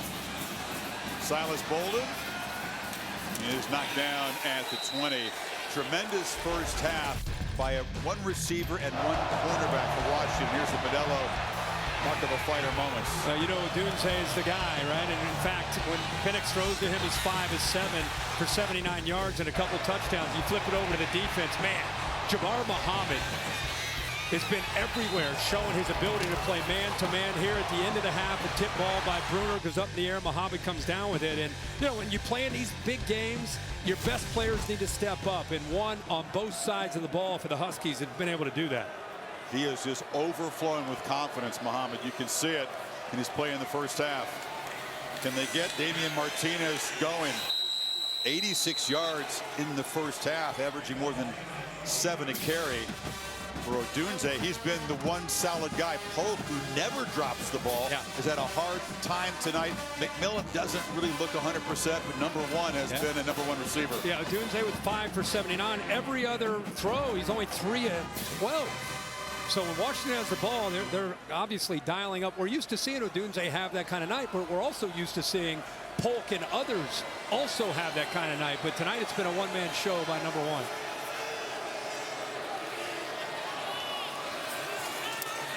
DJ from the pocket, long throw wide, tried to get it to Anthony Gould, who was sliding out of bounds, and now it's 3rd and 10. See, 1st and 10, they ran the football and got stoned. Thule, 91, who's out there on a pitch count. He's coming off the field now. He only is allowed to play about 30 snaps tonight. He's their enforcer against a run. By far their best defensive lineman on that 1st and 10 play. He stones Martinez. Now they're in 2nd and 10. Behind the sticks, they throw the ball. They're playing right into the hands of what Washington's coaches want to do and how they want to stop this offense. Washington will spend a timeout on defense here.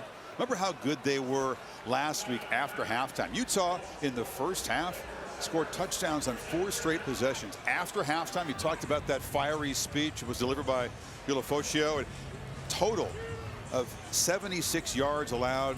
The Utes were 1 for 5 on 3rd down. They're hoping to back that up here again tonight. Yeah, great adjustments, and they've co-defensive coordinators and William Inge and Chuck Morrow. Both those guys do a good job. You and I have been around the Huskies so much this year. We were kidding with them, like, hey, we're becoming the voice of the Huskies. But those guys finish each other's sentences, right? We do these Zoom calls or in-person meetings, and they're just picking up on each other's thoughts. Yeah, and sometimes, you know, there they both are. Sometimes you wonder in a co-defensive coordinator thing if one guy's kind of more the lead man, but these guys do a really good job of sharing those duties and really working together very well. Both got the specs going on a rainy night. 3rd and 10. They run a game up front, twist, and they get near DJ, and he throws a pick. Jabbar Muhammad has his 2nd tonight. The corner just having a monster evening. Braylon Trice closing in on DJ when he threw the ball. Again, they're trying to affect the eyes of DJ. They're showing a too-high look pre-snap, and then at the snap of the ball, safety comes down. They're just trying to mess with him. He's looking left. Good pressure by Trice. He doesn't even really look, doesn't feel that at all. Man, Muhammad right now is almost baiting him, begging him to throw the football. He was off.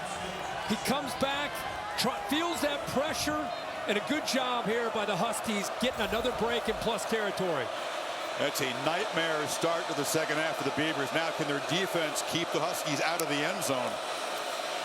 Dylan Johnson knocked down, and a flag is out right in the holding zone. So the Huskies immediately moving backwards after getting set up here at the 22.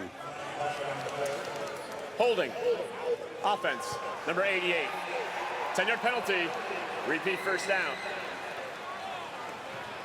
That's the last thing you need to do when you get a pick. You're set up very near the red zone, trying to build in a 12-point lead. Meanwhile, Oregon State on the year +10 in turnover margin, 5th in the country. They've taken care of the football, only 8 turnovers all year. They got 3 tonight. The fumble and 2 DJ picks. The only way they win this game is they win that turnover margin. They're -2 in the night. DJ hadn't had a pick in the last 5 games. Penix on a screen. Odunze. It's all about the number 1s in the white unis tonight. He's knocked down. They get a chunk of the yardage back. It's going to be second down and about 12. Yeah, the Modelo moment carries over into the second half with the great interception, and now Odunze getting his hands on the ball again.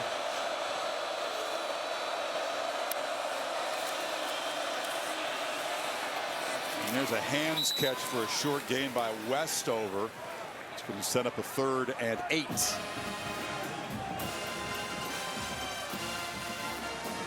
This would be a huge win for Oregon State to force a field goal attempt. Keep it a 2-score game as the chainsaws get cranked up.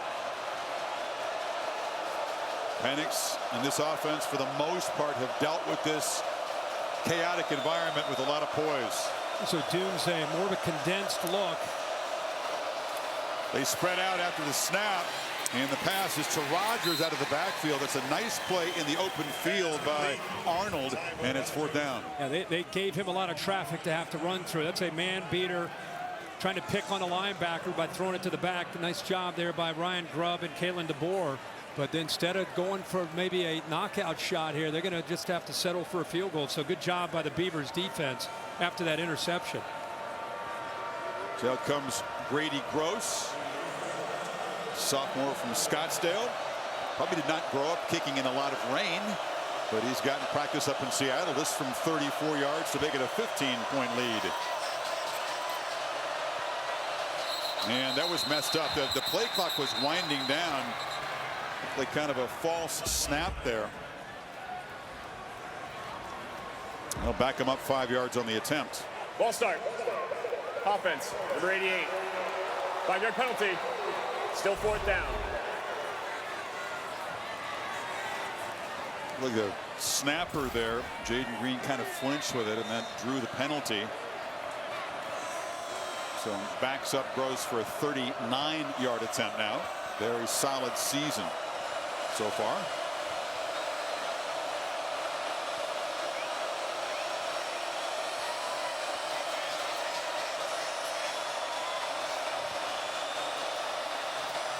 Kick is away, but he hooked it. And Washington comes up empty, squanders a chance to cash in the pick, and the lead is still 12. I don't know if the weather affected that. Just misfired.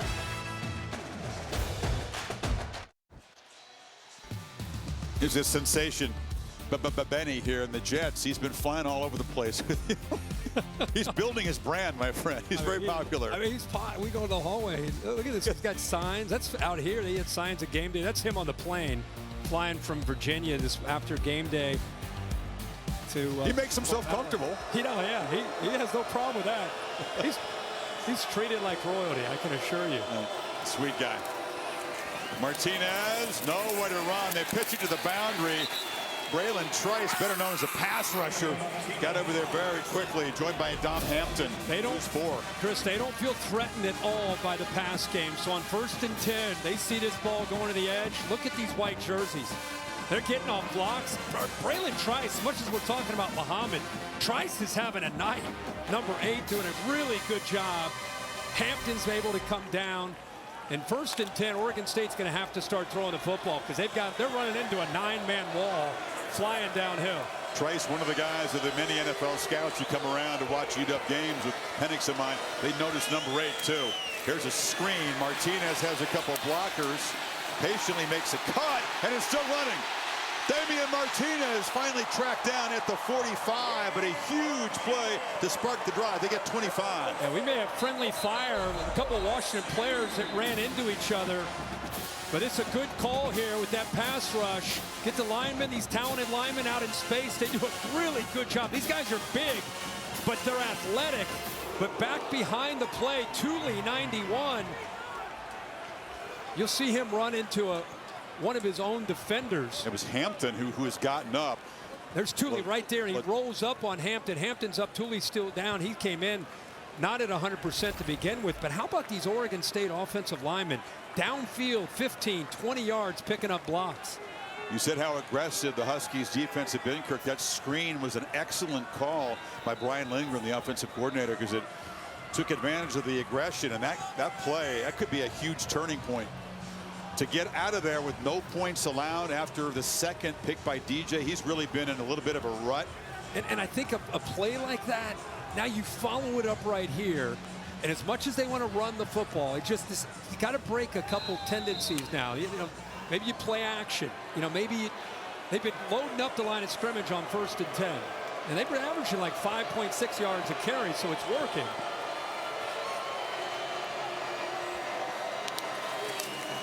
Pitch to the edge. It's kind of behind the receiver, Anthony Gould. He's spun down by Elijah Jackson.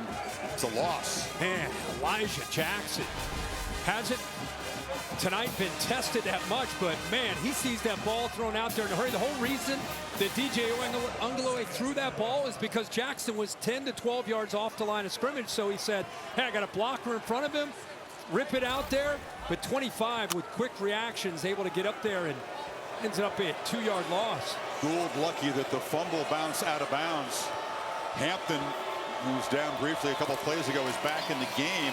Martinez makes a cut but spins right into the arms of Carson Bruner. How about the night he's having? We had a Zoom with him. We had a chance to talk to some of the players. You get done talking to him, you can just tell he's one of these guys. He loves practice. He loves studying film. He loves being a Husky. He is just all in. We were talking to him about coming back next year as Washington goes into the Big Ten. He was wound up about that. I mean, he's just one of those guys who just loves football. He's playing well tonight. He's talked about the journey, pushing those sleds around the first day of winter conditioning, thinking about moments like this. Now they're so close to their goals. Martinez again, it's a crease, and he was just tripped up as he was motoring to the end zone. That was Bruner who got a hand on him to prevent a huge gain. It's 4th down. Remember, this play could be talked about going wide, but instead it's the cutback. Those backside blocks help set that wall. He gets north and south. I thought he picked up the 1st down, but what a tackle! Yeah, that was. He lunged, got a foot. It's 4th and about a yard and a foot. And you know who that was, right? That was Bruner again. Yeah. That's what I said. That was a saving tackle. It was a huge game, maybe even a touchdown if he gets through there. Uiagalelei keeping and bulldozing for a 1st down inside the 45 of UW. Can never go wrong with that. Fenwick off to the left, behind that left side of the offensive line, and a 252-pound quarterback with that extra blocker in front of him.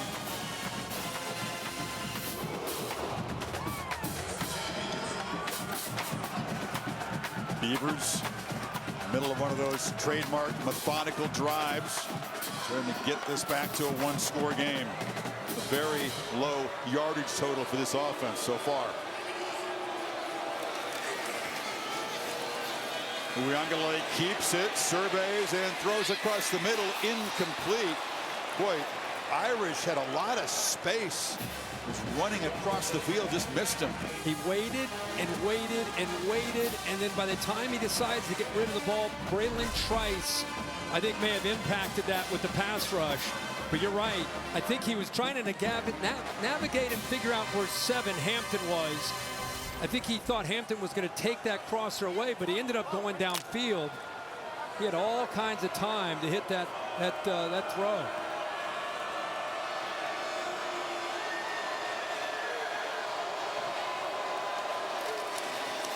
Martinez gets around the right end, picks up about 7. Holly? Well, guys, Tuli Letuligasenoa is trying out that left calf. They put a new compression sleeve on it.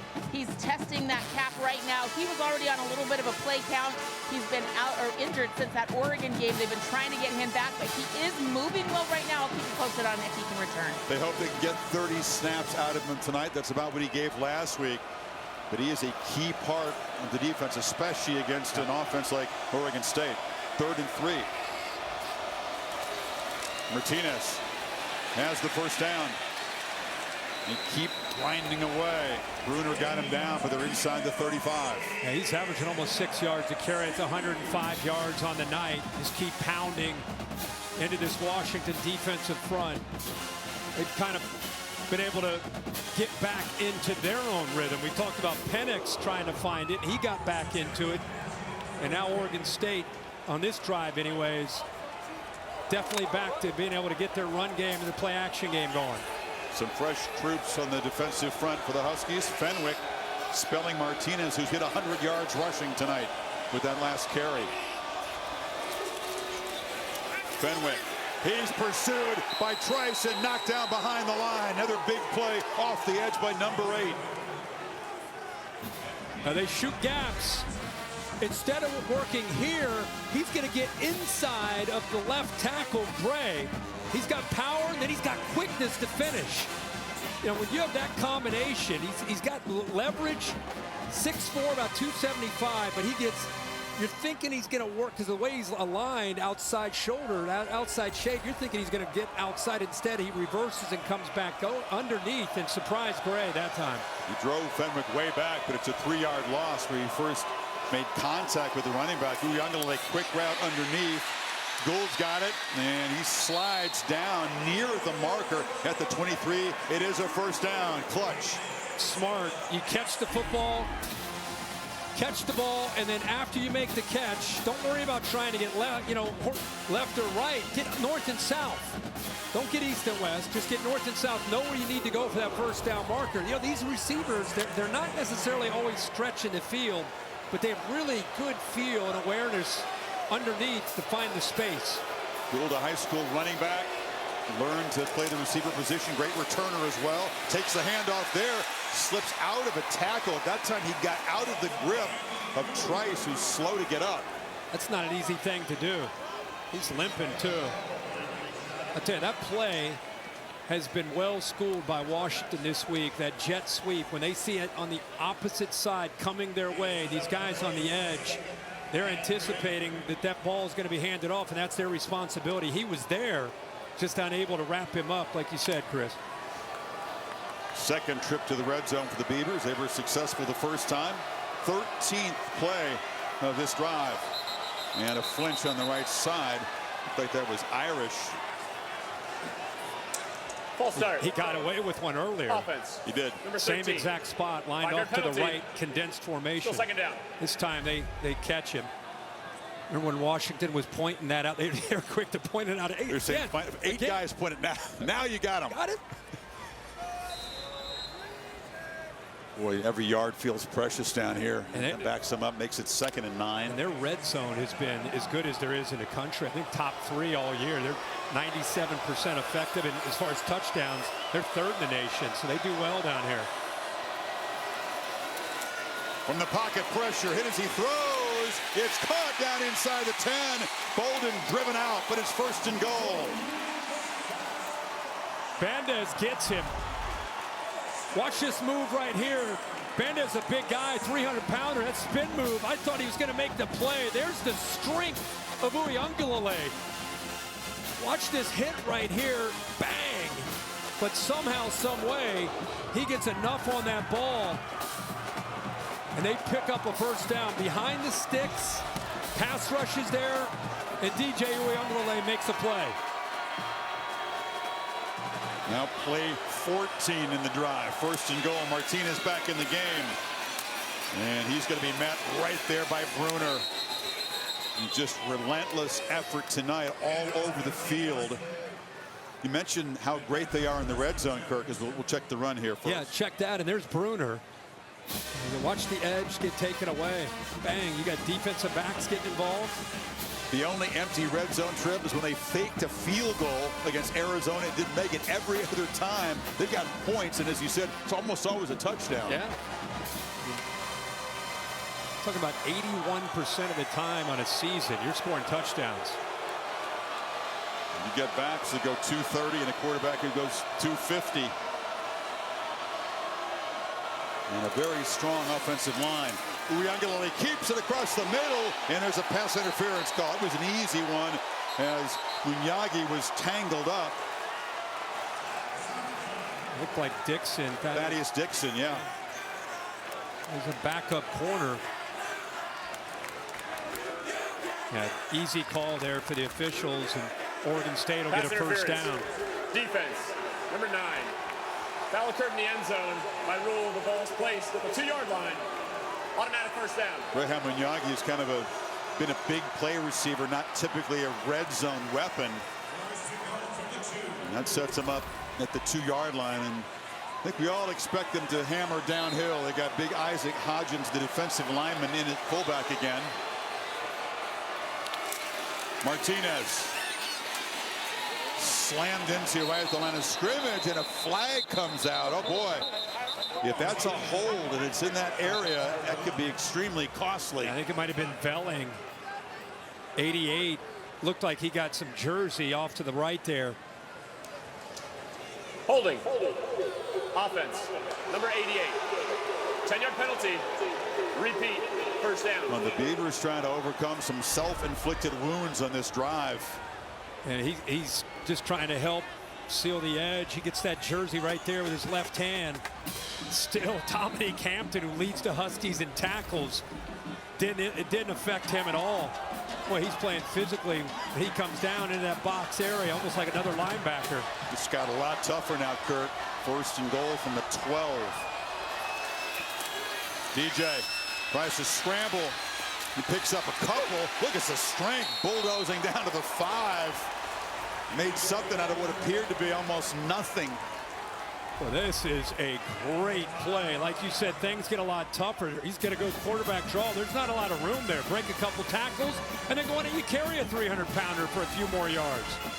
I mean, Dom Hampton is a physical tackler. He got knocked at his backside. He's carrying D lineman. That's a great individual effort right there. Now you're at second and goal at the 5-yard line. Now you get right back to the Rolodex of plays here on this, for the 16th play of this drive. Martinez. And on play 16, the Beavers reach the end zone.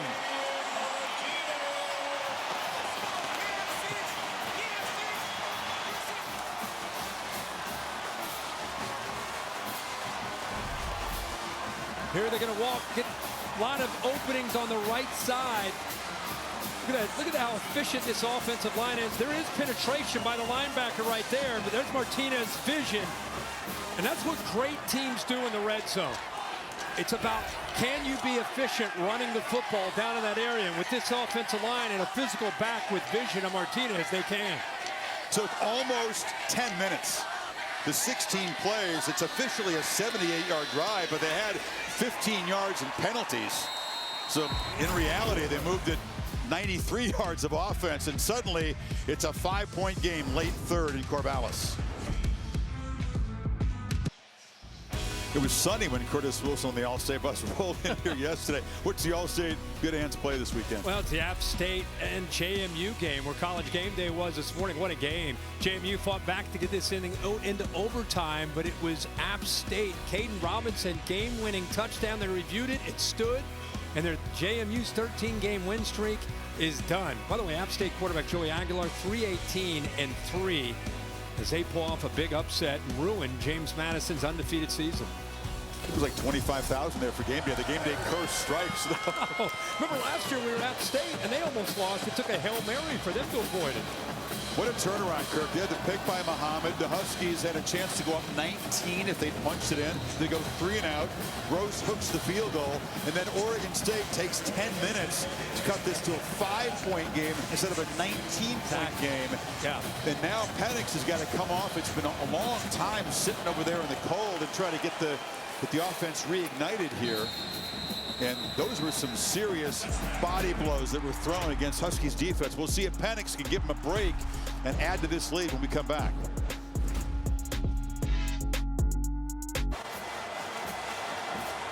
Washington coach Kalen DeBoer told me at the half that Michael Penix has done a nice job adjusting to what routes and throws are working in this weather, primarily the fade to Rome Odunze. He said throws into the body are catchable, throws through the hands are not. He's adjusted well here in the first half. Good report, Holly. He's got 4 receivers to work with. It's been a long time since this Husky offense was on the field. That last Oregon State drive taking 10 minutes.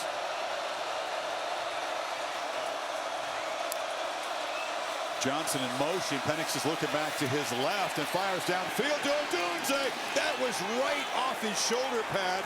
McCoy was in pretty tight coverage, but that was catchable for one of the kings of contested catches. Yeah, shoulder pad helmet area. And I think that the young corner gave up on the play because it took so long for that ball to eventually come. I'll tell you what, man, McCoy's been holding his own. Again, these corners are living on islands against these receivers. Not recommended by anybody all year with the way Penix can spin it. He bothered Odunze long enough, Kirk, to keep the receiver from getting his hands up on the ball. Johnson going backwards on 2nd and 10. And he'll lose 3, and momentum has shifted toward the Beavers. Calvin Hart and Kane got there. Up the middle, Stone. Now you're going to go to the outside, and there's the speed of this Oregon State defense. You're in no man's land trying to bounce that against these guys. 2 true freshmen now in the game for the Beavers. On 3rd and 13, a chance to quickly get the ball back to this offense.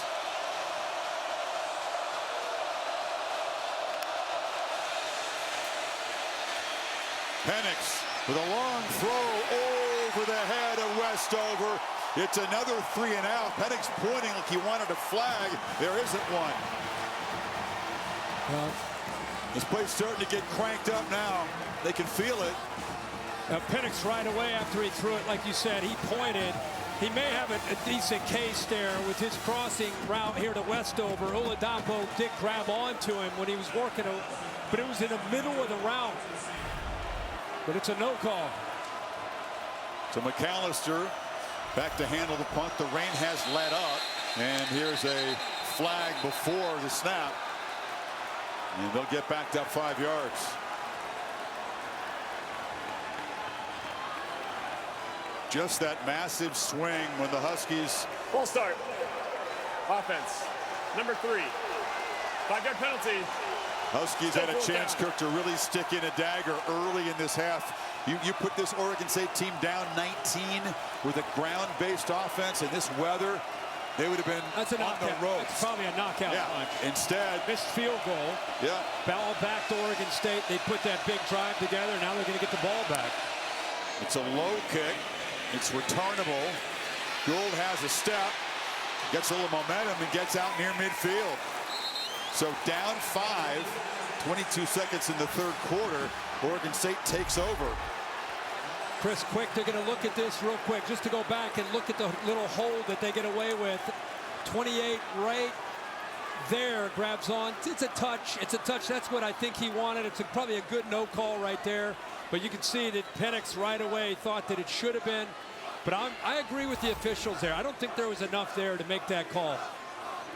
So the Huskies with a couple of 3 and outs, one went in scoring position, one backed up.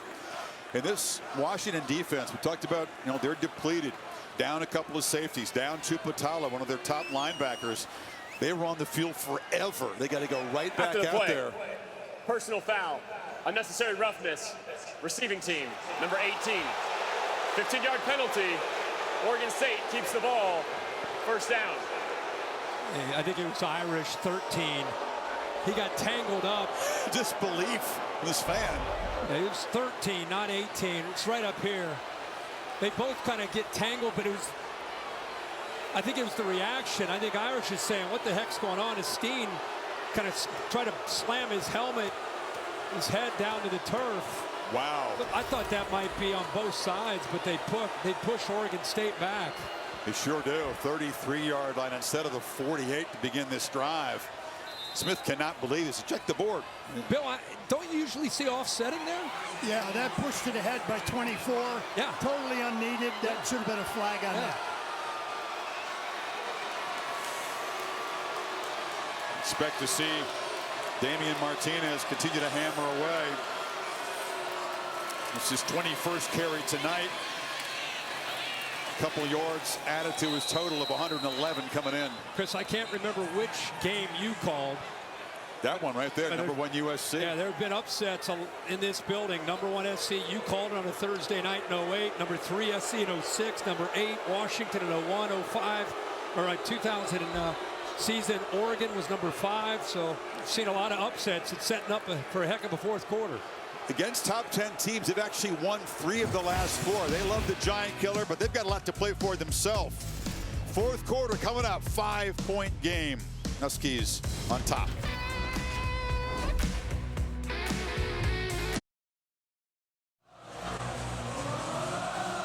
Now, the Reeser effect is real. Beaver's hard to beat here. The one loss in the last 3 seasons was on a late Caleb Williams touchdown pass for USC last year. This game was a toss-up, so this would not add to the list of upsets by the Beavers, but it would add to the list of top 10 opponents taken down. It adds to the list of derailing an undefeated season for Washington if they find a way to win this in a fourth. Uyunglele connects underneath. It's a very short gain there to Gould. It'll set up a 3rd down. Huskies riding that 17-game winning streak. Not all of them have been dominant. They've had to fight and claw and make plays at the end to win. That might be called for again. I would add to what's at stake for Oregon State. You know, they win this game. They've got the Civil War with Oregon in Eugene right down the road. If they win tonight, they win next week. They put themselves in a great spot to get to a Pac-12 championship themselves. So it's not just like you say, trying to upset Washington. You need 4. Uyunglele was no deception there. They were all over him, but he still muscles forward for a gain that'll make it 4th and a yard and a half. But they go for it in their own end here. Watch the penetration by 91. Remember, he's on a pitch count. He doesn't make the play, but he forces him to have to cut back, and that allows Washington's defense to make the play. Here we go, Kirk. Jonathan Smith with the offense on the field from the 41.5-yard line, needing to get a yard and a half on 4th. Fenwick is the back. Everybody expecting a keeper, and they get it. And Uyunglele still running, spins free. First down, and much, much more still won't be denied down near the Huskies 30. 26 yards on 4th and 1. Oh, he gets right behind Fenwick, and a great block here by the center. Fenwick is a downhill runner. This time provides a good block. Then it's just tough running by the 252-pound quarterback. He's dialing people up. That was Braylon Trice right there, number 8, who's had this big night defensive end. He takes him on shoulder to shoulder, gets another 5 to 7 yards. Wondered if the body blows that they delivered in that last marathon drive had an effect on this Husky defense. In position to take the lead here. And a pre-snap penalty. False start. Offense, number 75. 5-yard penalty. Still first down. And had to overcome 2 penalties on that last touchdown drive. Yeah, he's had a couple where he's been close, and this time he's a great player. And this time he's just a little bit early. Chris, we keep bringing up that field goal. It wasn't just a missed opportunity for Washington, but the building and the vibe and the energy. I think they went from, oh man, would have been close. We had our chance, and then they missed the chance for a touchdown. They missed the field goal, and this building started to believe, and then it leads them to that long drive. So this building and game has changed completely from that point on. Grady Gross, we said he's a normally reliable kicker. He missed a chance to ice the game against Utah last week. It would have given him a 10-point lead. Right. They had to hang on late to win that one. Timeout taken. Well, since halftime, a lot of standing and watching for Penix and not much moving of the sticks. The 2 3-and-outs. The first came after the pick, and the missed field goal followed that.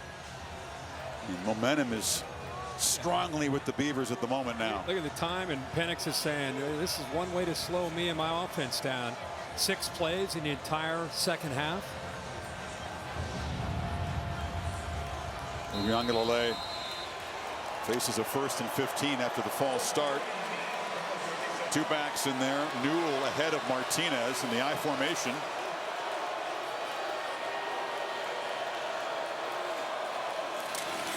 Martinez has it and is stripped up. Short gain. Holly? Well, this senior offensive-laden line is so steady and stout here tonight. They went through Senior Day ceremony before the game. Joshua Gray, his 44th consecutive start. Henley Bloomfield, Kuaga, they have been so good up front. I think it's interesting, 5 team captains are nominated before the season and voted upon by the team. Half of them are offensive linemen, and you see why tonight they are leading the way up front. What a group. They played a lot of football together. 2nd and 12. Trying to protect the quarterback, who flips it underneath to his screen and taken off, and galloping down inside the 20-yard line is Martinez. 19 more.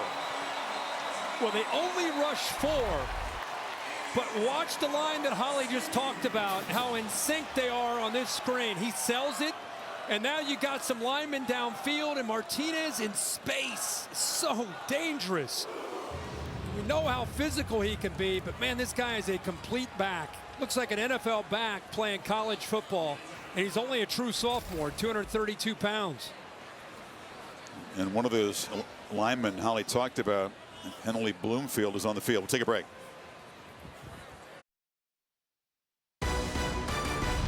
ABC Saturday Night Football is presented by Capital One. What's in your wallet? And in part by Duluth Trading. Holiday the unaverage way. And the CFP rankings brought to you by Goodyear. Oregon State just missed getting ranked somehow behind Louisville at number 11. Florida State loses Jordan Travis, but storms back to beat North Alabama. Shouldn't change a whole lot. Texas trying to hang on there. Yeah, something about going to Ames for Texas. They've lost the last 2 trips up there. Say shouldn't change a whole lot unless the Huskies fall here. Oregon State had not led all night. Down 12 at the break, a chance to take the lead here. 1st down. Martinez hit behind the line and dropped for a loss. That's Big Tully. Well, this is why the coaches said 91's he's got to play. This is exactly what he can do. Submarines, gets underneath, and still makes a play. That is not easy to do for a big guy like that. The overpowered Kirk Flavio Gonzalez, who came in for Bloomfield, who was helped off after the last play. Yeah, welcome to the game. Meet Tully. He lost that one. On 2nd and 12, Uiagalelei has great protection. Throws to the end zone, incomplete. Was just over the hands of Gould and out of bounds.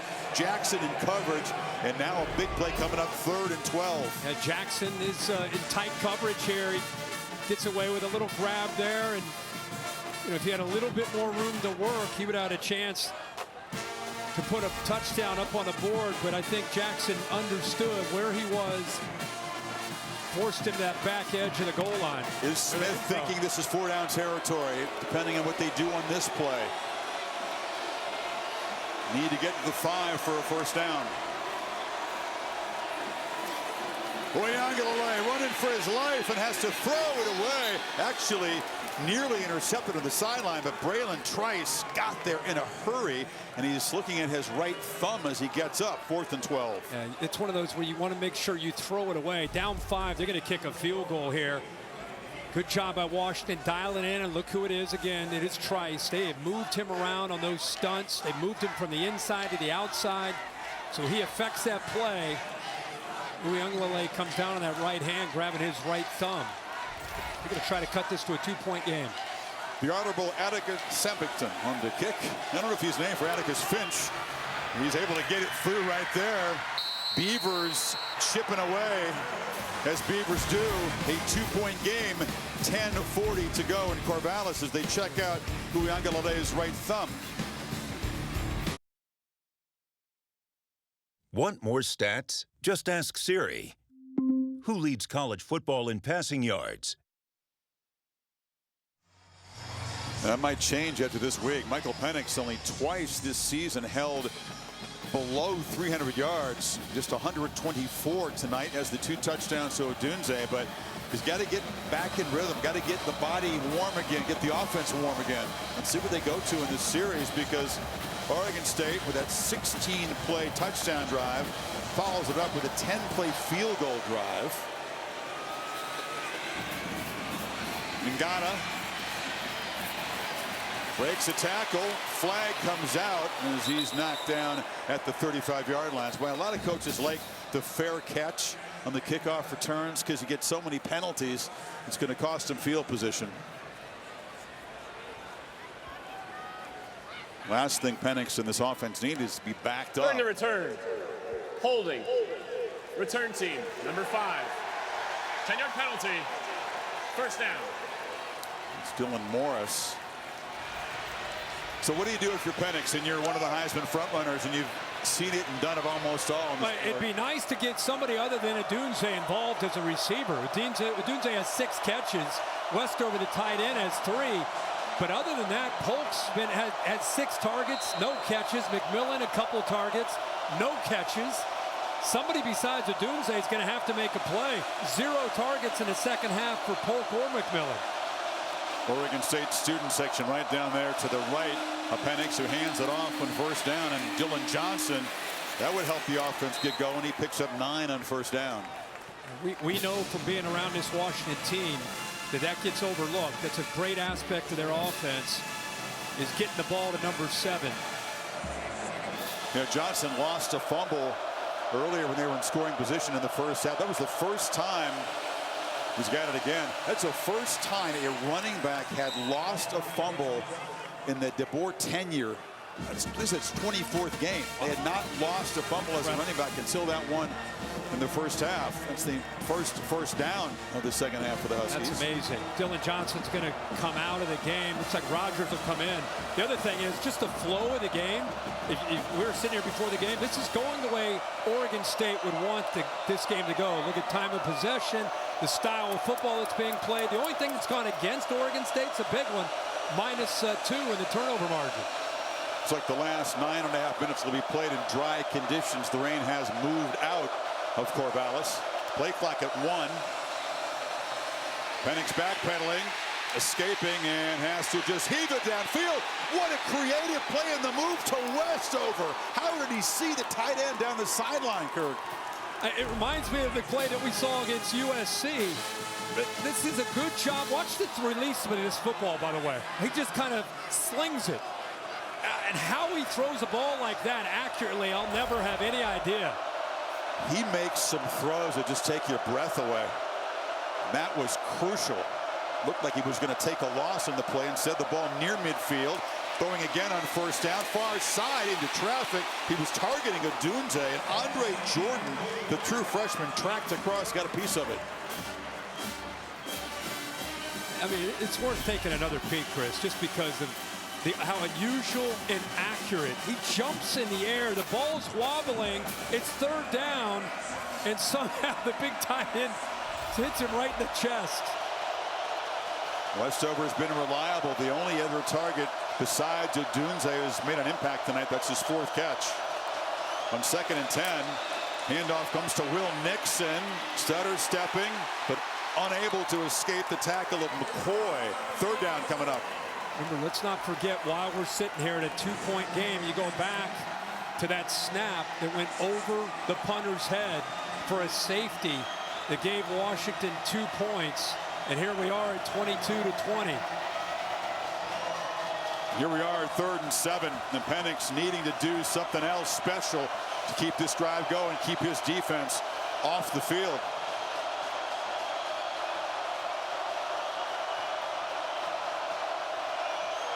He's sensing blitz. He brings the tight end and a back to help him give maximum protection if they're coming after him. They are. They pick up the blitz, and the throw is off target.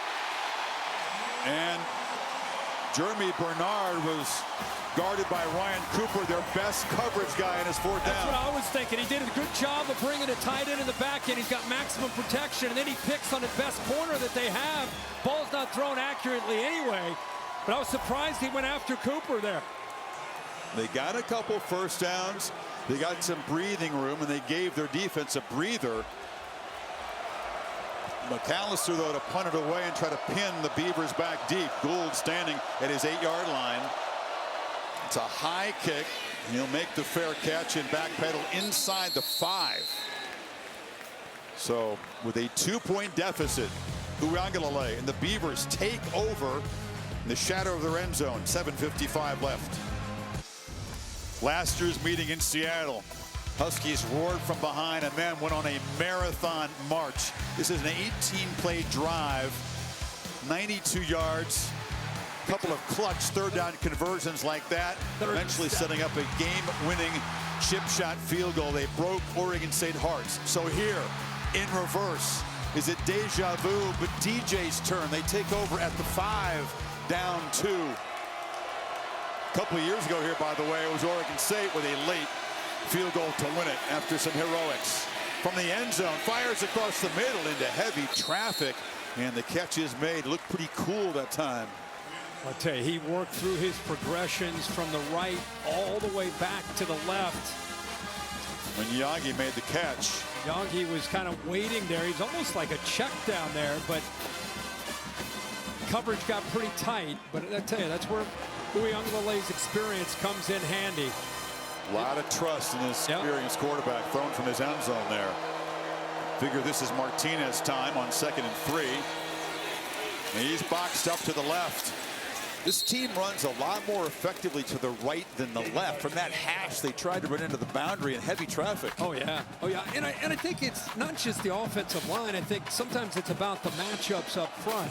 Remember, we've had some injuries. Bloomfield has been out, trying to work in some new personnel up front. Gonzalez has been up there. When he's gone up against Tooley, who, by the way, got penetration on that last play. That's why that play had to bounce outside. Tooley's had a huge night in the interior. Even when he's not making plays, he's impacting the run. Big moment here on 3rd and 3.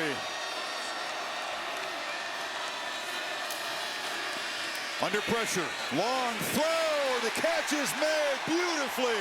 Gould stretched out at 5'8", got his hands on the ball, and they keep the drive going. That's too good. Watch it. DJ gets hit as he throws his football, but he's strong enough to again get that ball out there. That is a catch by Gould. Known for his quicks, yards after the catch. This time it's sure hands on a critical 3rd down deep in their own territory to keep this drive alive. He doesn't make that catch. They're punting. And this has a very different feel. Yeah, let's remember that one. This time, good protection. Long heave downfield into coverage. They just should stop trying. Jabbar Muhammad. It's just not open for business tonight. Bolden was the intended receiver. Says, no, try somebody else. Yeah, and I think the big part of it, we got a guy down right on the sideline. It's Bolden, yeah. Bolden, who was, they're trying to throw the football to. It's maybe how he came down with all his body weight. Yeah, you see the back of his helmet hit the turf there. Didn't have a chance to brace himself with his hands. Look how tight the coverage was, though. Yeah.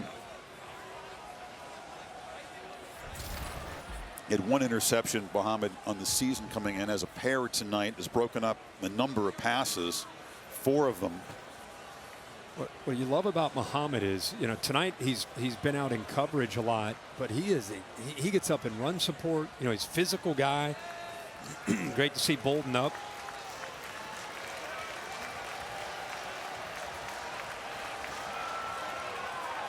So inside of 6 minutes. Look at that, 5 game-winning drives in his career going back to his days at Clemson. He's got a free play here. Huskies jumped offside again. Tries to take advantage of it downfield, and it's broken up and almost intercepted by Muhammad. Wouldn't have counted, of course, as the Huskies give the Beavers 5 free yards again. He threw it out to Trent Walker because of his height. What the heck? Take a shot. Offside. defense, number 52. 5-yard penalty. Still second down. I'm all for taking a shot, but I don't know if I'd go. You know what? Let's see one more time. Let's try it one more time. See if you can make a play. I think he's enamored with the size and the length of this receiver in Walker at 6'2". But Washington just not disciplined up front. Just a third time tonight, not able to hold their water. So it's 2nd and 5. Martinez dragging 4 or 5 white jerseys for a first down across the 30. That clock is important, not just for Oregon State, depending on how this drive goes, but for Michael Penix and Washington. You're under 5:30. Oregon State, who's really good at possessing the ball. Remember that long drive they had earlier? Took a lot of time off the clock. They're going to take as much time as they can now that they got away from the shadow of their own goal line. Hasn't been a very good night on 3rd down, but that was clutch. That catch by Gould to get this drive going. Using almost the whole play clock. Fenwick knocked down after about 3. The clock continues to move inside of 5 minutes. You keep talking about how there's so much at stake for both teams. Oregon State trying to beat Washington. They got Oregon next week. They're trying to get to Las Vegas. Kalen DeBoer has had a magical season. His team has been resilient. They've been tested so many times in this conference, and they've answered the bell. That clock concerns me if I'm Washington. This defense is going to have to make some plays here and not allow DJ Uiagalelei to work this clock to get into field goal range to maybe end this game. DJ looking to throw. Across the field, catch made, and another first down. Silas Bolden grabbed it. They moved to 6 again, out across the 40. And it's such a good job the way they marry these run plays. Watch the offensive line. Watch the linebackers react. They're concerned about that run game, and now you're out of position on the backside. It's just so perfectly timed, and they are so efficient on how they do it because you have to respect that play fake, and you've got to run downhill as a defender, and then they pull it, go the other way, and it puts you in a tough spot. Yeah, it's so unorthodox, this attack, isn't it? Yep. This conference is Yeah, very, very tough to stop. Again, the play clock almost entirely used up before they hand it to Martinez again, and this time he's hit behind the line and knocked backwards. Really good job that time. Tanuafi got there first, Kurt. Yeah, pushed from the interior. Usually you see an edge player that's able to make a play like that, but he worked from the inside out, showing his strength. He's a 260-pound guy. He can play defensive tackle or defensive end. It's a big play on 1st and 10 because you put Uiagalelei in a little bit more of an obvious passing situation.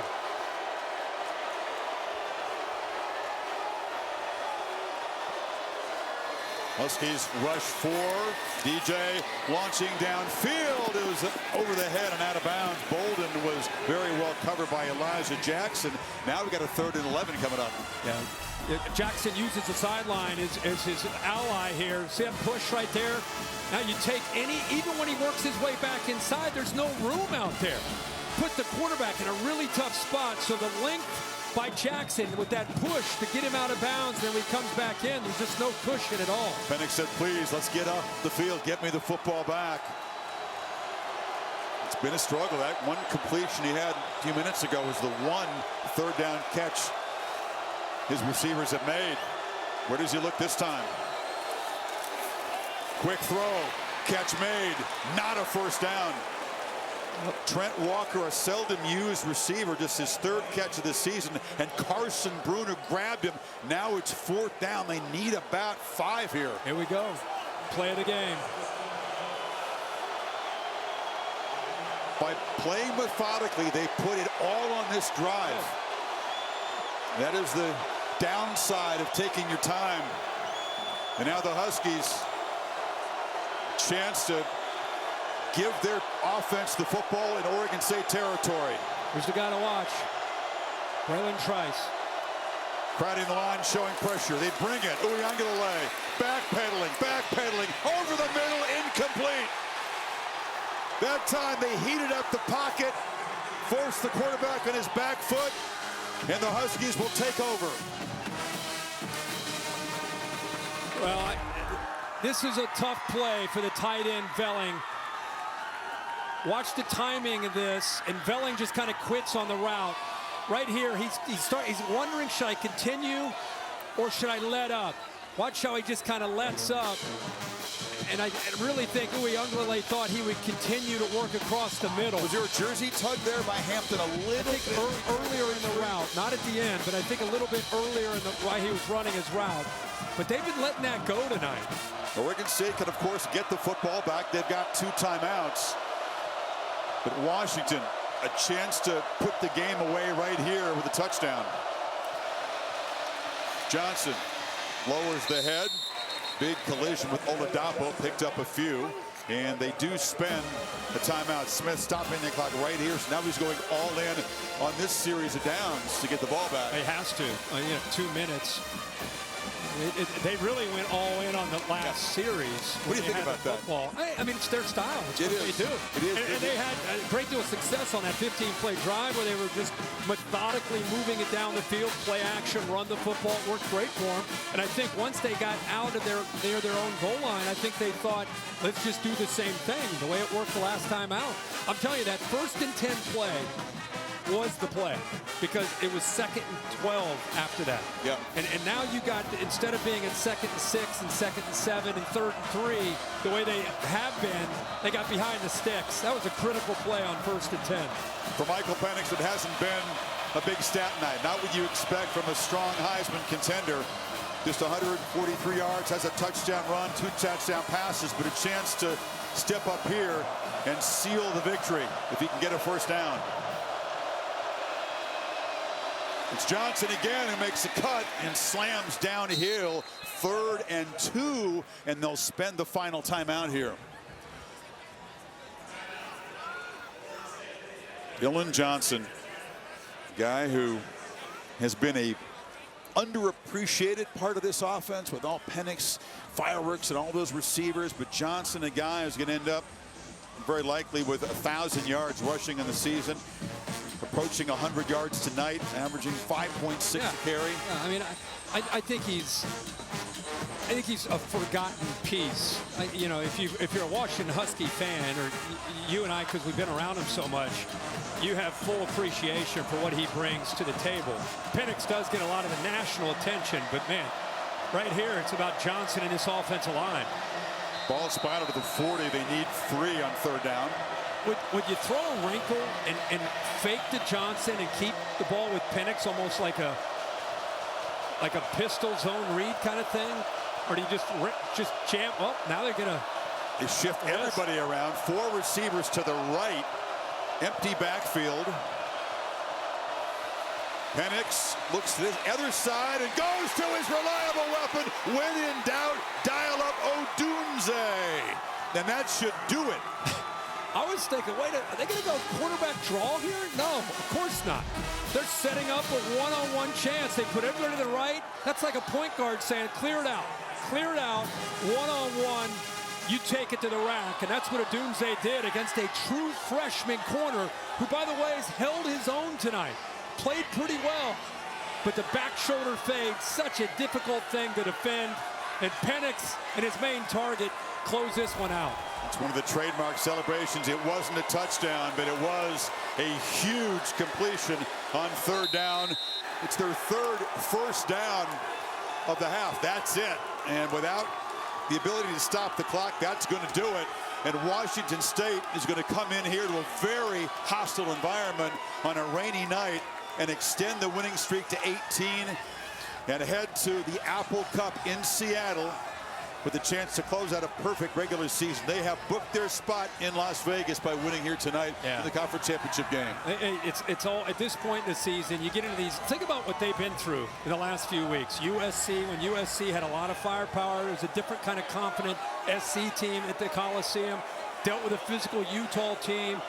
Come on the road now against Oregon State, take their best shot. Got a rivalry game next week. And they've earned every aspect of this season to be sitting here now at 11-0. You'll say, well, it wasn't a big night, but we said step up, make a clutch throw. It was a long throw, beautifully placed to Odunze to seal it. And vintage Kalen DeBoer, you know, and his offensive coordinator, Ryan Grubb, that they show the confidence in Penix and Odunze. Instead of doing the conventional thing and running the ball, they're out of timeouts. They roll the dice. That ball's incomplete. Oregon State gets the ball back. Instead, completion, first down, game over. A lot of respect between these two coaches who put their ego in the background and put their players and their programs out front. We'll see who the opponent is. Will it be a rematch with Oregon? They take a big step here as Oregon State takes a second conference loss. We know that DeBoer and the Huskies will be there. They'll try to finish business in the Apple Cup at home against a struggling Wazoo team. Let's go to Holly. You're good. Hey, Coach, this was a challenging night in a place that's hard to win. How did your team find a way tonight? Yeah, I mean, just everyone playing. Keep playing the next play. Defense was on the field a lot in the second half, you know, and got off when they needed to. And what a play down the end at the end with Penix to Rome. Michael Penix and Rome Odunze, they just have been so terrific all season long, but that play in that moment to kind of ice this game, what was your thinking as you saw that catch come in? Yeah, I mean, that's our go-to guys, you know, let them work. There's other options, but they've done it before, and I'm sure they'll do it again. Your defensive front, a huge stop that stopped that drive for Oregon State. What do you see from this defense? They've had a lot of guys injured, a lot of guys down, but they find a way again. I'm just super proud. Yeah, we got them behind the chains, and we knew that that's when we'd have the advantage. And so proud of the way the guys just keep fighting, rotate, next guy up mentality, and let's go find a way. 18 in a row. It's hard to do. Why does this keep happening to your team? What's special? We have a lot of guys that have put a lot into this program, major investment, and they're not going to go down lightly. They're going to keep fighting. They're going to keep playing. They believe in each other. They're going to do it for each other. Thank you so much, Coach. Yeah, thank you. Again, they've had opportunities to put this game away. Kirk Washington held scoreless in the second half. Barely had the football, just 6.5 minutes. Only 69 yards of offense, but as he said, you trust your best players in the biggest moment, and that delivered the clinching first down. Yeah, I just love these games that come down. You get tested. You know, you find out what you're made out of. You want to keep your magical season alive. You got to make plays down the stretch and get out with a win on the road, and they did it. Want to hear from Michael Penix? Yeah, love to. Go back to Holly. Let's do it. Michael, this was a game of overcoming challenges. Tell me how hard it was in the first half with the rain pouring down, trying to find those completions. Yeah, man, I wouldn't say it was hard, you know, but obviously, you know, weather, it did play a little bit of a factor, but we found a way to win, and that's what it's all about. You know, finding ways to win and continue to keep pushing and trusting and believing in each other, and that's what it took today. You're on the bench for much of that third quarter. You're trying to find a rhythm when you've been sitting out so long. How did you find it on the biggest play to extend that last drive? Yeah, man, it's just trusting my guys, you know, and trusting the defense, you know, knowing that they're going to get off the field and give us that big time fourth down stop at the end of the game, and just trusting Rome, man. Rome, he's been great all day, all season, and just giving him a chance with the ball, you know, to continue to move the ball forward. You know, I knew that we were going to be good. I think you guys say on the inside, find a way, keep finding a way. How does this team keep doing just that? Yeah, man, like I said, just trusting and believing in each other, you know, and just knowing that, you know, we can't have no excuses for our circumstances, you know. So like the rain and stuff and all that today, you know, we can't have no excuses for it. You know, all week we was talking about that, you know, to make sure we just find a way to win. And no matter what happens, we just got to make sure we go out there and put it all on the line for the team. One more against an arch rival to get to the Pac-12 championship game against Washington State next week. How do you guys find one more time, one more magic bullet? Yeah, just taking it one day at a time, you know, and just continue to trust the process and, you know, just going out and dominating each and every day, you know, not just on Saturdays, but throughout the week as well. Thank you so much, Michael. Thank you. Shout out to my O-line, man. I ain't get touched all day. That's the second straight year that Oregon State hasn't sacked him. He was very, very well protected. And a tough night for receivers. Odunze was just monstrous. 7 catches, 106, 2 touchdowns in that clinching play.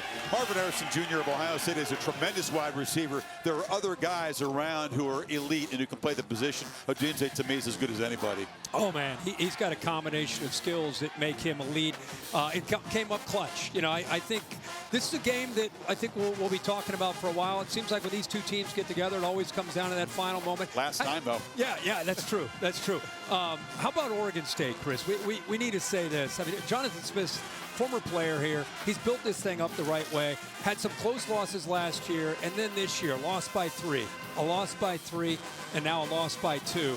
This is a very, very good football team, and it's going to be a tough one for Oregon next week in that rivalry game. Yeah, they have to go to the Civil War, and they will play up in Eugene, but Washington survives and advances. That's the MO of this team, and they may not always wow you in every facet of the game. Look a little vulnerable on defense sometimes, but the skill that they have and the resilience and the intangibles are impressive. There isn't one undefeated team that's been tested like Washington. They have been through a gauntlet in this conference. It's the deepest conference, so I don't care if they survive in advance. I don't care what it looks like. They need respect for what they've had to deal with because they get challenged every single week. You can't say that about these other undefeated teams this year. You still believe, though, that they control their destiny, that a perfect season and a Pac-12 champion gets you in the bracket? I think they control their own destiny for sure because of what I just said, what they've been through. Still have the rivalry game, and they still have more than likely you're going to see Oregon in a Pac-12 championship game. I'd make a case that Oregon's maybe the best one-loss team in the country right now. That was their only team Oregon lost to was Washington, and it's a rematch in Vegas on a Friday night. Heavily favored against Wazoo. They'll be underdogs if they do rematch against the Ducks in Las Vegas. We're not there yet, but it's a big step closer as the Huskies come to Corvallis and extend the win streak amidst all the rain and all the chainsaws and a very, very tough opponent. Great job by our crew in very, very tough conditions tonight. Bill Bonnell produced the game. Jimmy Platt directed it. For Holly and Kirk and Bill Lamagna, Chris Fowler saying so long, except on the West Coast. Stay tuned for your local news or for most of these ABC stations.